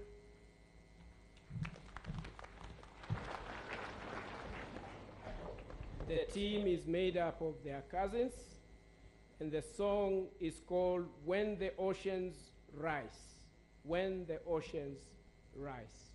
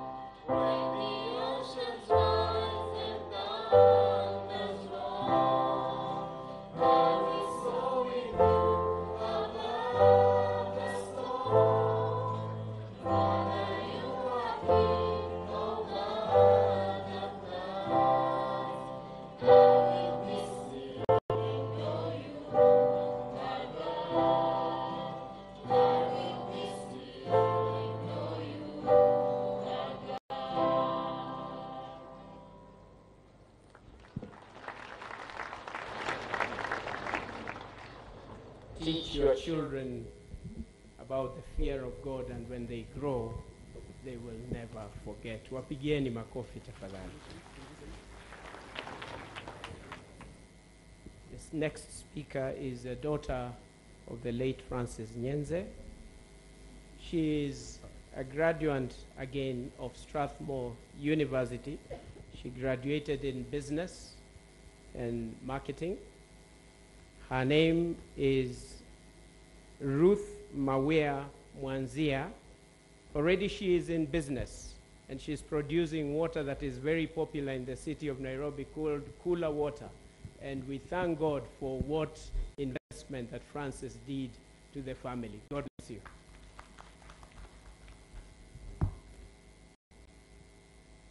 Praise God. My name is Ruth Mawea Mwanzia, and I'll give out my tribute. The best way to remember Dad is through the values he taught me. The values he has instilled in me over the years, values I'll never forget, and these are the values: love and compassion. Dad loved everyone. He was the most kind man in my world. I saw him share all the money at hand to be left with nothing. He had a kind word for everyone. And I remember every Saturday he would create time to visit his constituency and attend their functions, from Harambes to weddings and even birthday parties for children. Another value that he taught me was about taking big risks. One night I sat Dad down and shared with him an idea that I wanted to start a business. He believed in me, and so he asked me if I had done sufficient research and knew how much initial capital I would need to kick off. He bought my idea and pushed me to start the business, every day inquiring the progress I was making. He was very supportive and invested a lot in the business. The value of consultation. Dad would consult us before making any big decision. He was humble enough to listen to our views. He even implemented our ideas. Dad loved construction, and he would want us to advise him on the design of the house, the color coding for both interior and exterior decor, and many other important decisions. He strongly advised us that money is not everything and that we should seek God's kingdom first. My most cherished memories with Dad. I remember very clearly when I was growing up, after Dad picked me from school, way back when I was a nursery school child, I would sing for him. One day I will construct for you a mabati house, and I grew up. This is a song that we had been taught in my former school, Chondoni Primary School. So it would go, Gakwake ya nyumba ya mabati. And yeah, so it used to be a very popular song we used to share. But then he would actually change it and then say, Gakwake ya nyumba ya tiles. And so it actually means I'll construct for you a house full of tiles, not a mabati house. So that's one of the most cherished memories I have of my dad. Another recent memory is about a conference that I wanted to attend this year in December. I had qualified to attend a youth summit in New York. It was not a fully paid conference, and I was expected to pay the full cost to travel and get accommodation. Dad was very strict and told me I could not afford it. I got mad, but it was the truth, and he told me, look for summits that were fully sponsored, and I've come to realize what he said made a lot of sense. I have learned so much from my dad. I thank God for the time he gave me to be with him. He was indeed the best dad I could ever ask for, the biggest blessing in my life.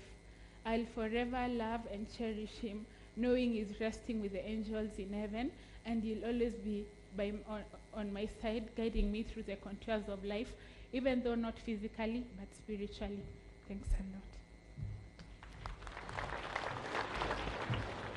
lot. The next speaker is a graduate of Daystar University, the son, and a man who really was a great friend to his father. You've heard about construction.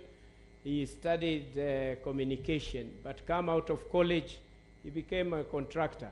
Between him and the father, they are the ones who would have the designs of every house they put in Karen, including this one. I was pleasantly surprised to hear that there is no plan by an architect of this house.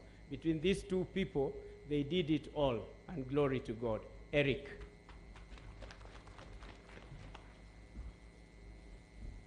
Praise Lord.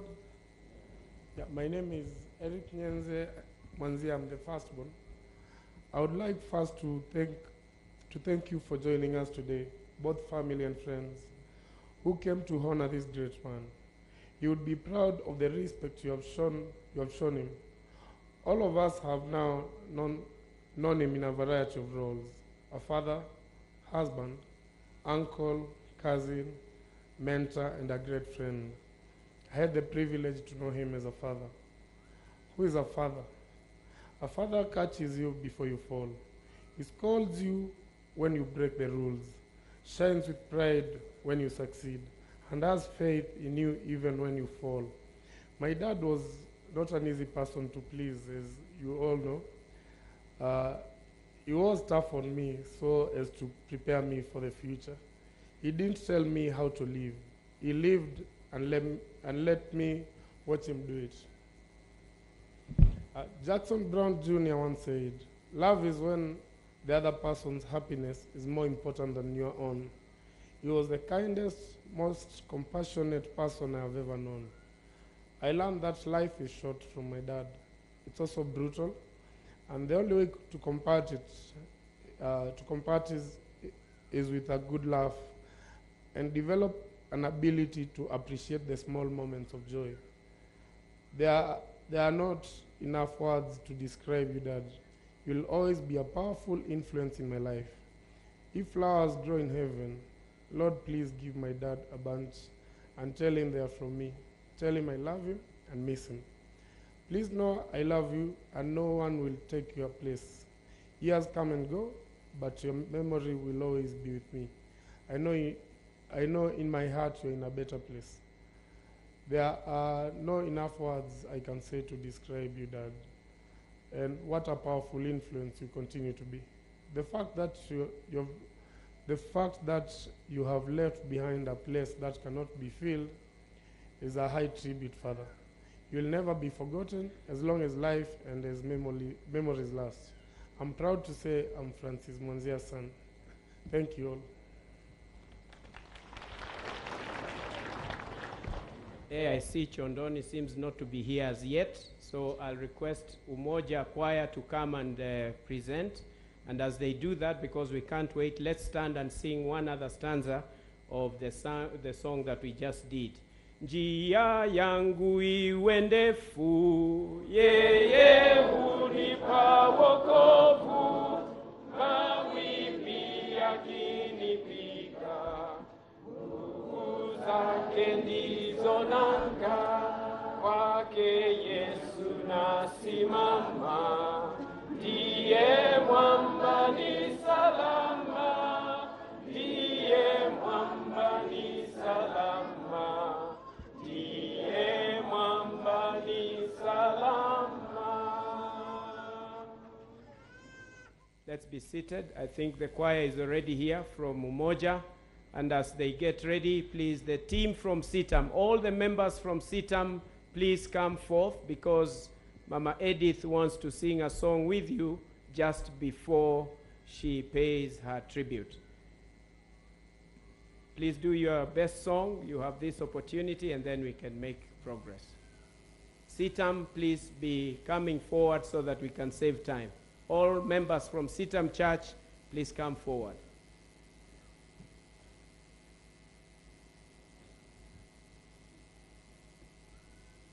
Thank you, Umoja Church.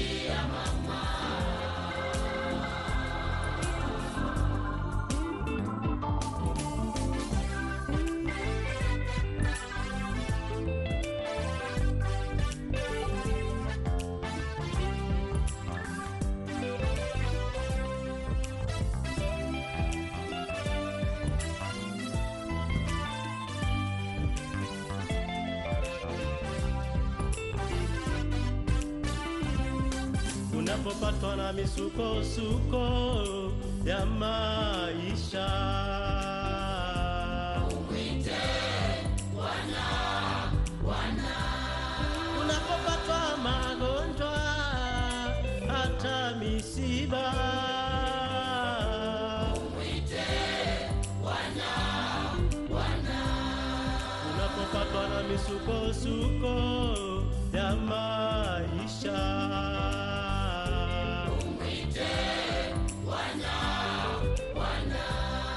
unapopatwa magonjwa hata misiba, mwite Bwana, Bwana.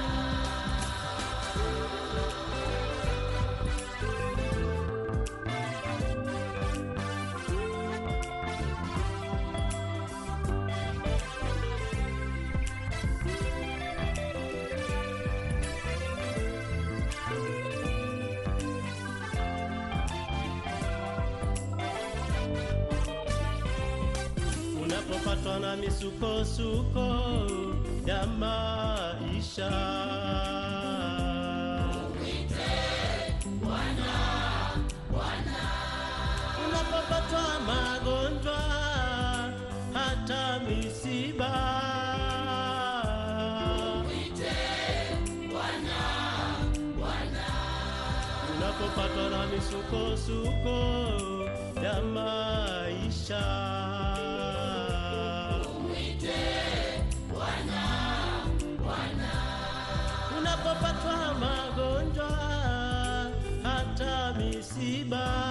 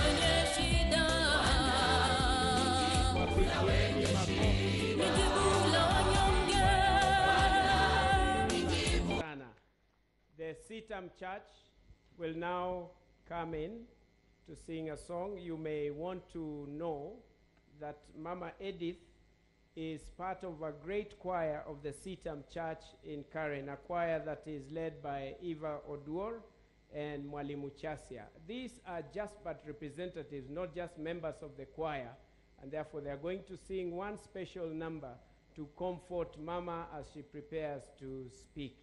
As they get ready, you may want to know Mama Nyenze recently retired from the Retirement Benefits Authority. She is now running the Nyenze Foundation, and she is also running the family business. Please set up yourselves pretty fast. We need to move fast. And therefore, we thank God for Mama Nyenze as the choir and the team from Sitam Church in Nairobi takes lead to sing this one song, and thereafter Mama Nyenze will come to pay her tributes. Thank you. Sitam Church, Karen.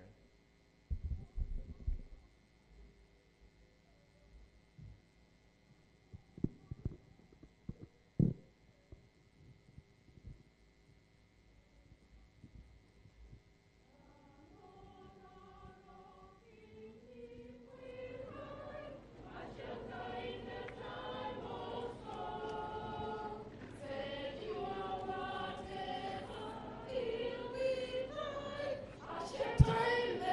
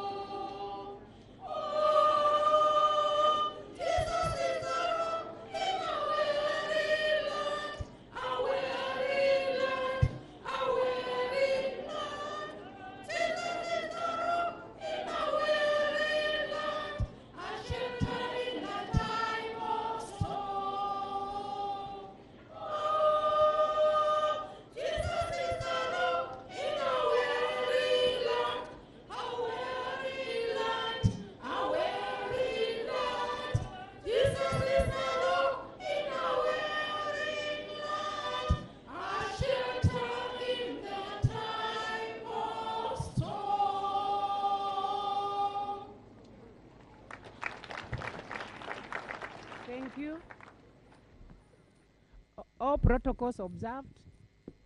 I greet you in the name of Jesus Christ. Fiwe. Amen. My name is Edith Fethi Mwanzia Nyenze, and I'm going to give my tribute, and I'll read it. At 32 years, about 32 years ago, my path of life crossed that of a remarkably handsome young man, a man who was exceptionally intelligent, profoundly knowledgeable, and evidently God-fearing. A young man who naturally cracked jokes. That man, God's own creation, was Francis Mwanzia Nyenze, the love of my life and the father of my children. As a prayerful and God-fearing young girl in the village, I did not require unwarranted earthly persuasion to embrace him as the companion of my life. Francis Mwanzia Nyenze was and shall remain God's most wonderful gift to me, coming only second to the gift of salvation. It was the Lord who brought us together, and he preserved our union till death has done us part. Wednesday, 6th of December 2017, started like a normal day for us, and day we hoped and prayed Francis would continue to be daddy and a husband. But that day marks the beginning of a new life for the family of Francis Mwanzia Nyenze. To you, Francis, I'll miss your voice and company. I'll miss the wealth of wisdom, knowledge, and leadership that the children and I continually drew from. I will miss our family trips and the jokes, the stories you told us in a manner only you could. Life for me will never be the same again, but I will soldier on with courage and God's guidance to defend all the things and deeds that you stood for. I will forever cherish the lovely memories of our journey together. In the midst of the deep pain of losing you, I will cherish the assurances you gave me during our last days together, that you had completely reconciled with God and that you were ready to meet your Maker. I'm happy to know that you are rested in God's hands. Thank you, Francis, for everything you did and the sacrifices you made to make the world a better place for us. Me and our children, Eric, Ruth, and Grace, love you deeply, and we miss you so much. Till we meet again, Francis, my love, rest in eternal peace. So now, I will lift up my eyes to the hills. Where does my help come from? My help comes from the Lord, the maker of heaven and earth. He will not let my feet sleep. He who watches over me will neither slumber nor sleep. The Lord is my shade and the right hand. The sun will not smite me by day, nor moon by night. The Lord will keep me and our children from harm. The Lord will watch over our lives now and forevermore. That is Psalms chapter 121.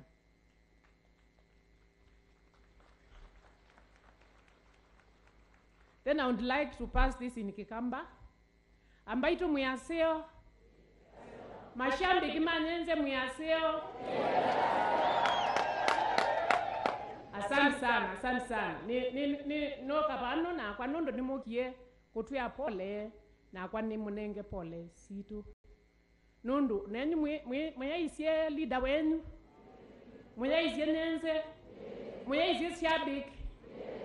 No kapano ni mutabie kana ni noka kumwia pole nundu ni mwaisia mutongo wenyu la munendete muno na ula munabukumana nake mumwendete muno nini isi mengi menyu ni munewie na imwasia kethia munenda ketha ni munaendie kuona nenze sibitali munenda ketha ni mwatabiswe nenze ni wawaye muno lakini mutabyati twenesi aka mwai mundu manya mundu akakwende tuoi muthenosu wakeli nenze ni wabute iwe ikenda kwa katatu na akuka kubute watinda akumbi akana kutabya family ati nenda niriketu west ningatie andu makwa kwaeri kunyenze nonenda kumutia kwaeri na wakeli osu ayandisichanjiwe na kila wenda munenda okiamutie kwaeri na mukulia yuka mea wimatia kwaeri weriba asiangoni akethia esi wamatia kwaeri nundu nokuthie tune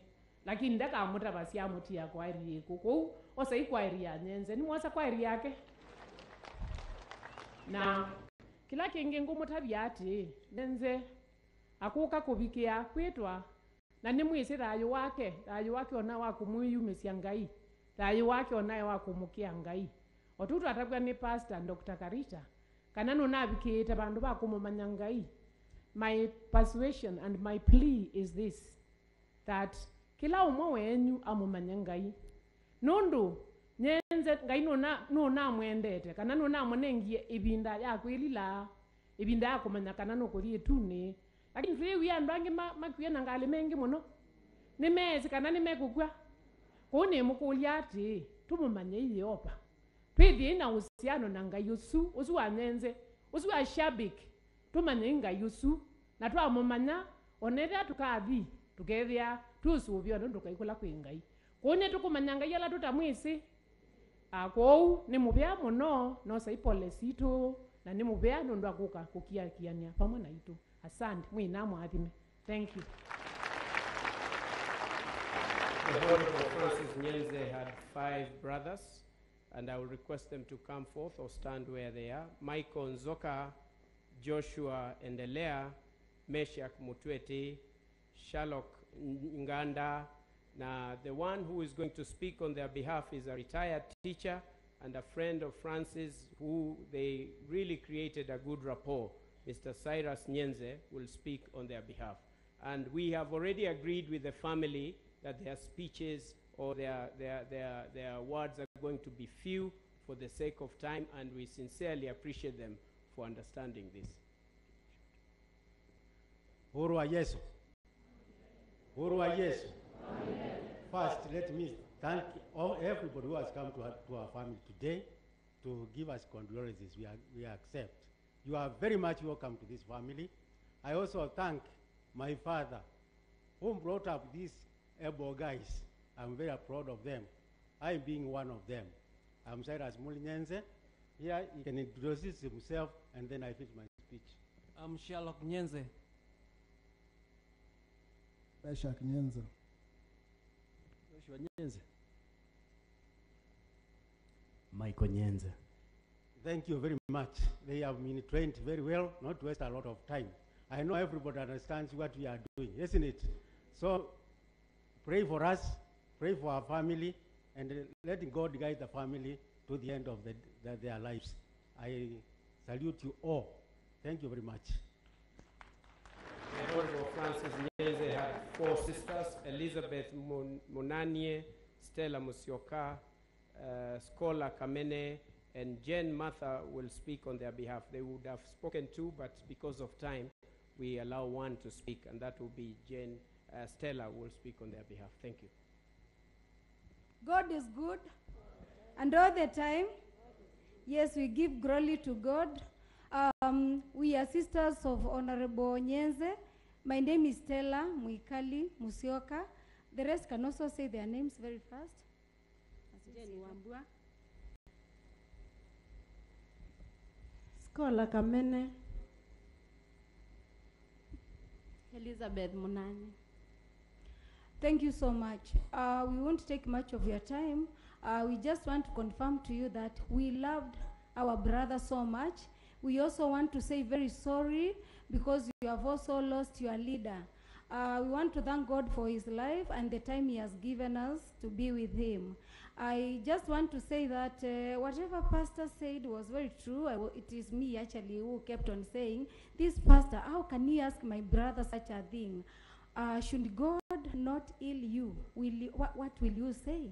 And the pastor, my brother said, yes, I have ask for forgiveness, and truly I want peace. And what I can ask God to do is to kindly ask him to rest me in peace. And I kept on telling my sister-in-law, I don't think I like this pastor because of the way he is asking him. Because he is not going to farm, then after Shamba he comes back. It is death, and death is final. But after that I realized that yes, we are Christians, and that truly, if we believe, we are going to meet with our brother. And truly speaking, that is why my brother kept on saying he is asking God to rest him in peace. And we thank God for his life, because he has given him to trust in him and believe in him, and know that in resurrection that he will be truly with God. So every time our brother greeted us, he called us by our two names, even his photos themselves, and we would feel so good. So we would just want to say, rest in peace, our brother. Thank you. Nitamwomba Bwana Mbiti Nganda aje, na kama Mama Nduti Wambua yuko karibu, tafadhali atakaye kuwa karibu aje kwa haraka. AIC Chondoni mwendi evamwa no mukwenda kwina cha thini kinene bete taki.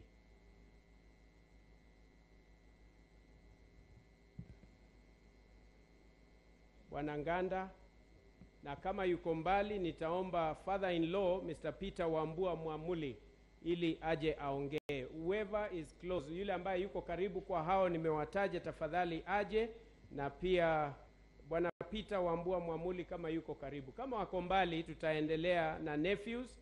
Taomba nephews Bwana John Wambua. John Wambua tafadhali, wakati tunangojea hao wengine wakija, Joe tafadhali ili tuendelee. John is an ICT expert and admin in Nakuru. He's a graduate of KU University in Computer Science. Together with all the nephews, he's speaking on their behalf. Tafadhali, atakaye kuwa mbali, tutafanya sherehe nyingine pengine wakati mwingine. Tafadhali. Bwana Yesu asifiwe. Praise God. Tuko kwa ceremony. Bwana Yesu asifiwe. Tupigie Yesu makofi ya juu. Asante. Nitaomba nephews na niece wasimame mahali wapo, wasikuja hapa mbele because there are very many. Wasimame tu tafadhali, wako very many. Wakati wazazi wetu walitupata hakukuwa family planning, na wako very many of them, na tunashukuru Mungu. All protocols observed, na tunataka kusema kwamba kama vile wengi wamesema, kweli ango yetu ambaye ni Mheshimiwa Francis Nyenze alikuwa very generous. He was very generous kama vile wengi walisema, na kila mwezi wa 4 na mwezi wa 12 tumekuwa na family gathering, the entire Nyenze family, na alikuwa anakuja ana make sure tumeimba nyimbo, ametufanyia quizzes kama wajukuu ama kama brothers wake pia na sisters wote, na kama sisi nephews hapa hao wote wamesimama. Alikuja akatuita akatuambia, nimewapea kitu kidogo mfanye biashara nayo, na ikiongezeka ifike kiango fulani tutaongezea zingine, na tunashukuru Mungu sababu tunangangana na tunajua tutafika hapo. Asante sana pia Mama Hendif, Mrs. Francis Nyenze, kwa sababu ulitukaribisha nyumbani kwako. Wamama wengi hawakaribishangi watoto kwao, lakini tulifunguliwa milango. Tukitaka kwenda Karen, wote wanajua Karen. Tunaenda tunaingia hapa kwa hii mama, tukifika askari wote wanatujua. Mama Hendif, Mungu akubariki sana. Huyu mama amengangana sana, na sisi tunajua hivyo. Wakati mtu ako na mtu mgonjwa, watu wengi hawakumbuki. Mtu anaenda hospitali mara moja kwa wiki. Huyu mama alikuwa anaenda hospitali daily. Ikifika usiku anapiga simu hospitali kujua mzee ako namna gani. Wanaume wenye wako hapa, tufanyie wa mama wetu hivyo pia, na Mungu atatubariki. Na mimi sitakuwa wakubarikiwa na hao hataweza kubarikiwa. Kuna wimbo mmoja, na sio wimbo, ni chorus ya 1 minute ambaye mheshimiwa alipenda, iko Jeremia 33:3. Inasema ya kwamba Mikaela, tuimbe mbikaila nanga kusungia nanga kwonya maundu manene na mevina utamesi. Asante sana. God bless you. God bless you indeed. Mzee wakulia atumeamoke bakube Francis Mwamuli, Japheth Mwaneki na Kimanzi okumu moke bano. Now we are going to have Mzee speak. Asante.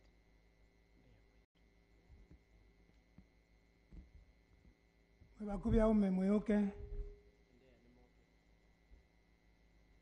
ekai umbano ni mukethie ciitwani ya Yesu mwaseo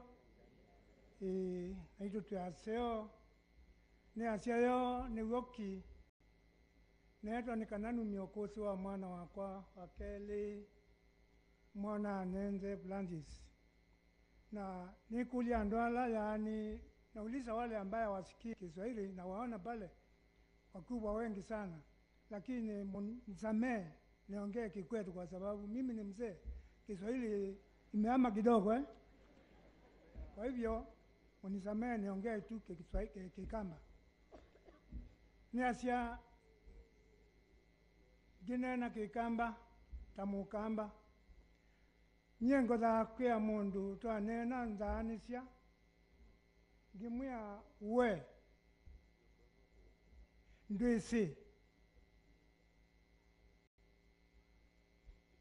na namina kumutabya ndesi nithana kitumi na yune nisineza kana andu maitu kethwa ni ndeto ila inena wanandu mwana waitu Francis Nenze ambire kuthukuma Ngai eka mwana ka skulu nundu wa kwithiwa ndu yake na moi yatumikia isoma ilo asolile pisa ya moi na kuwa mutwa ya zikuona atwetwe ni munyanya wa Nenze na ilo waonia pisa liu matumie ndu na murenga mbesa na tui kanisani Kiondoni eka mwana tuikulania silingi 10 ngili 10 siumaba uganenze kamwana kalikie no kateye nikelwe mundu ya manza ikauma silingi ngili 10 na kwa kitumikia ndo maitu kaitwa asie wenyenze tondo niwonie Ngai niwonie alo kumudhumusya etukwetekela mudhumusye nundu akwithiwa ugaila tuyawa etunande ni kabeta ine ndeto syakwa itikabeta nyeta mundu nona kila wawetia kia mundu kakwa wamino ya mutula wi mundani kati kimwene kiu na Nenze nathi athumwenesa na siana sia mwanzi aba mwena mubeti wake ekaini mwene bole ni kwa kwithiwa yokiana na nondo tuthukumana na andwasu manyumba ya kwa mwambu tuthukumana atwisenenesa na nundu wa bata na nundu wa mubea ekaini bikenge wabau atumeamo ni anasa kilo mune wete sitome ala mwaka Kwa majina naitwa Francis Sande Mwamuli, brother to Peter.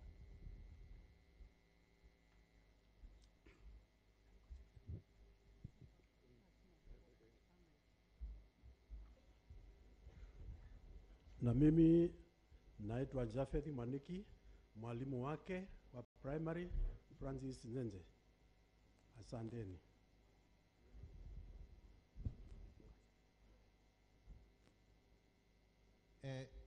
Kwa majina ni Shendraka Okumu. Francis Nenze ni mudhunwa ni kwitha and Peter ni mwina wakwa. Thank you. kaitwa chenuseo ni mupea muno mutongo wa siathi. Aliyemaliza kuongea ndiye baba ya Edith na mama yake wanayeandamana naye, just for clarity.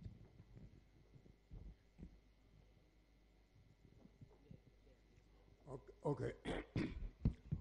Kwa sietwa ni Frederick na Mwanganda na mwanzia asiaitwe ni mwitwe iya wa katatu na konga mwati ya na mwitu wenge wa iya uya na mwanzia ni tunaendu muno ya kisiawa na kuyana kwake na indi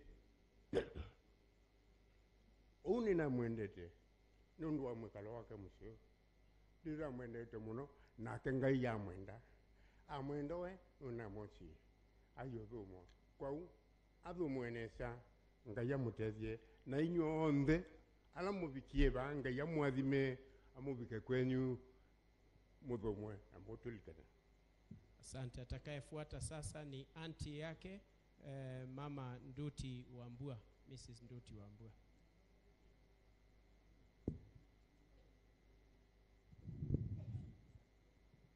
Ave umanga imwazeo ingi nyezitwa yakwa nita njejita Nduti na mutumia wakweta Wambua wa Moli na inya mwanzia niwe mukuku teinye indi nyene naye iye mwanzia euthi kuima munda wa ibata weta wa makongo ninye wezia nguyoti wa mwanzia neuti amanze zilia ye nene euti nizeiko akwekya kibwe ikozo ombia siapika za 10 eneke mwaki kibwe kuke byove emudhambe zeziana na yugela nabyo bya kibwe ke uyu ayine kya kala nene dhambye mwanzia mwanzi otongo iwake umete kwa ngai oka ombe ongolia kivuka ekiseo andi ngumkolya nondo kekezoku na kena muluo eombea no kwenda manyaka ekiseo na ngumuyando manyende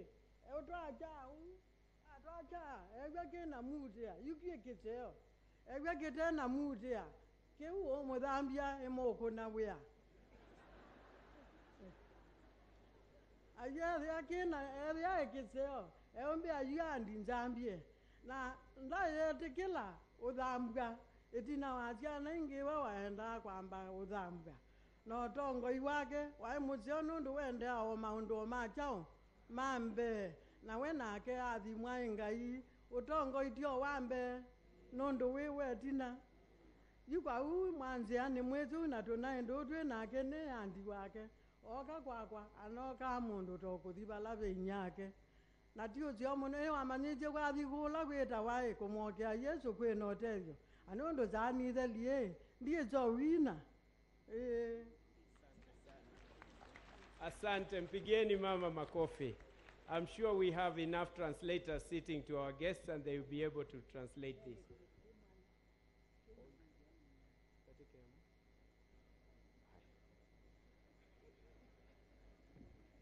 Hata iwe kilitito hata iwe ingi nyene muimana ni mutangi nani nya mwanzi andateka kujilengi naneta wakaniki watheka theka wakang'oli nzia etwe bakwa mutioji wa nzata na nzata na mwambu kina ikindu kiko anye no umanya no manyibuna na kwatilile nduna na mikwata kwako kwa ume inya mnenze kumalela wa waye ko ka ubikatiola tunokio tiana ineria wanake muwaiti na mukenga ngai ya imbona kumaela tuwa wayuni nyena mwatia na ine karabu ayo ngo mwati andu matene maisie pedio yikuta la ngeduko izo ikame ambisoni Yuma tayele ngedokie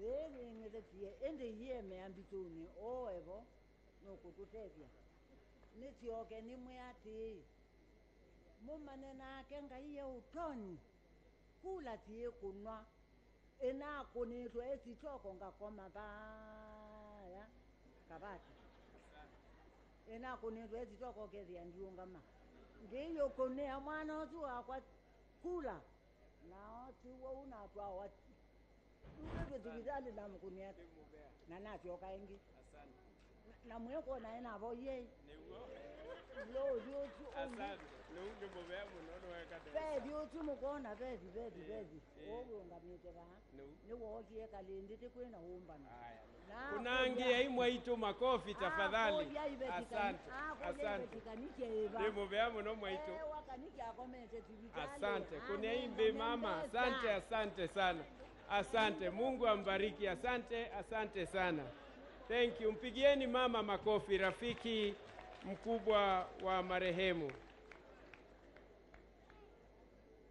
Umefikia wakati wa kamati andalizi kutaja machache, na kwa sababu aliyekuwa mwenyekiti wa kamati andalizi Nairobi na hapa Kitui wako romantic. You're very good with the flashy gifts, but that Christmas ornament you gave me was so perfect. Ornament? What are you talking about? The little glass caroler, You know, I do want to get away. From you. Corinne, come. Corinne!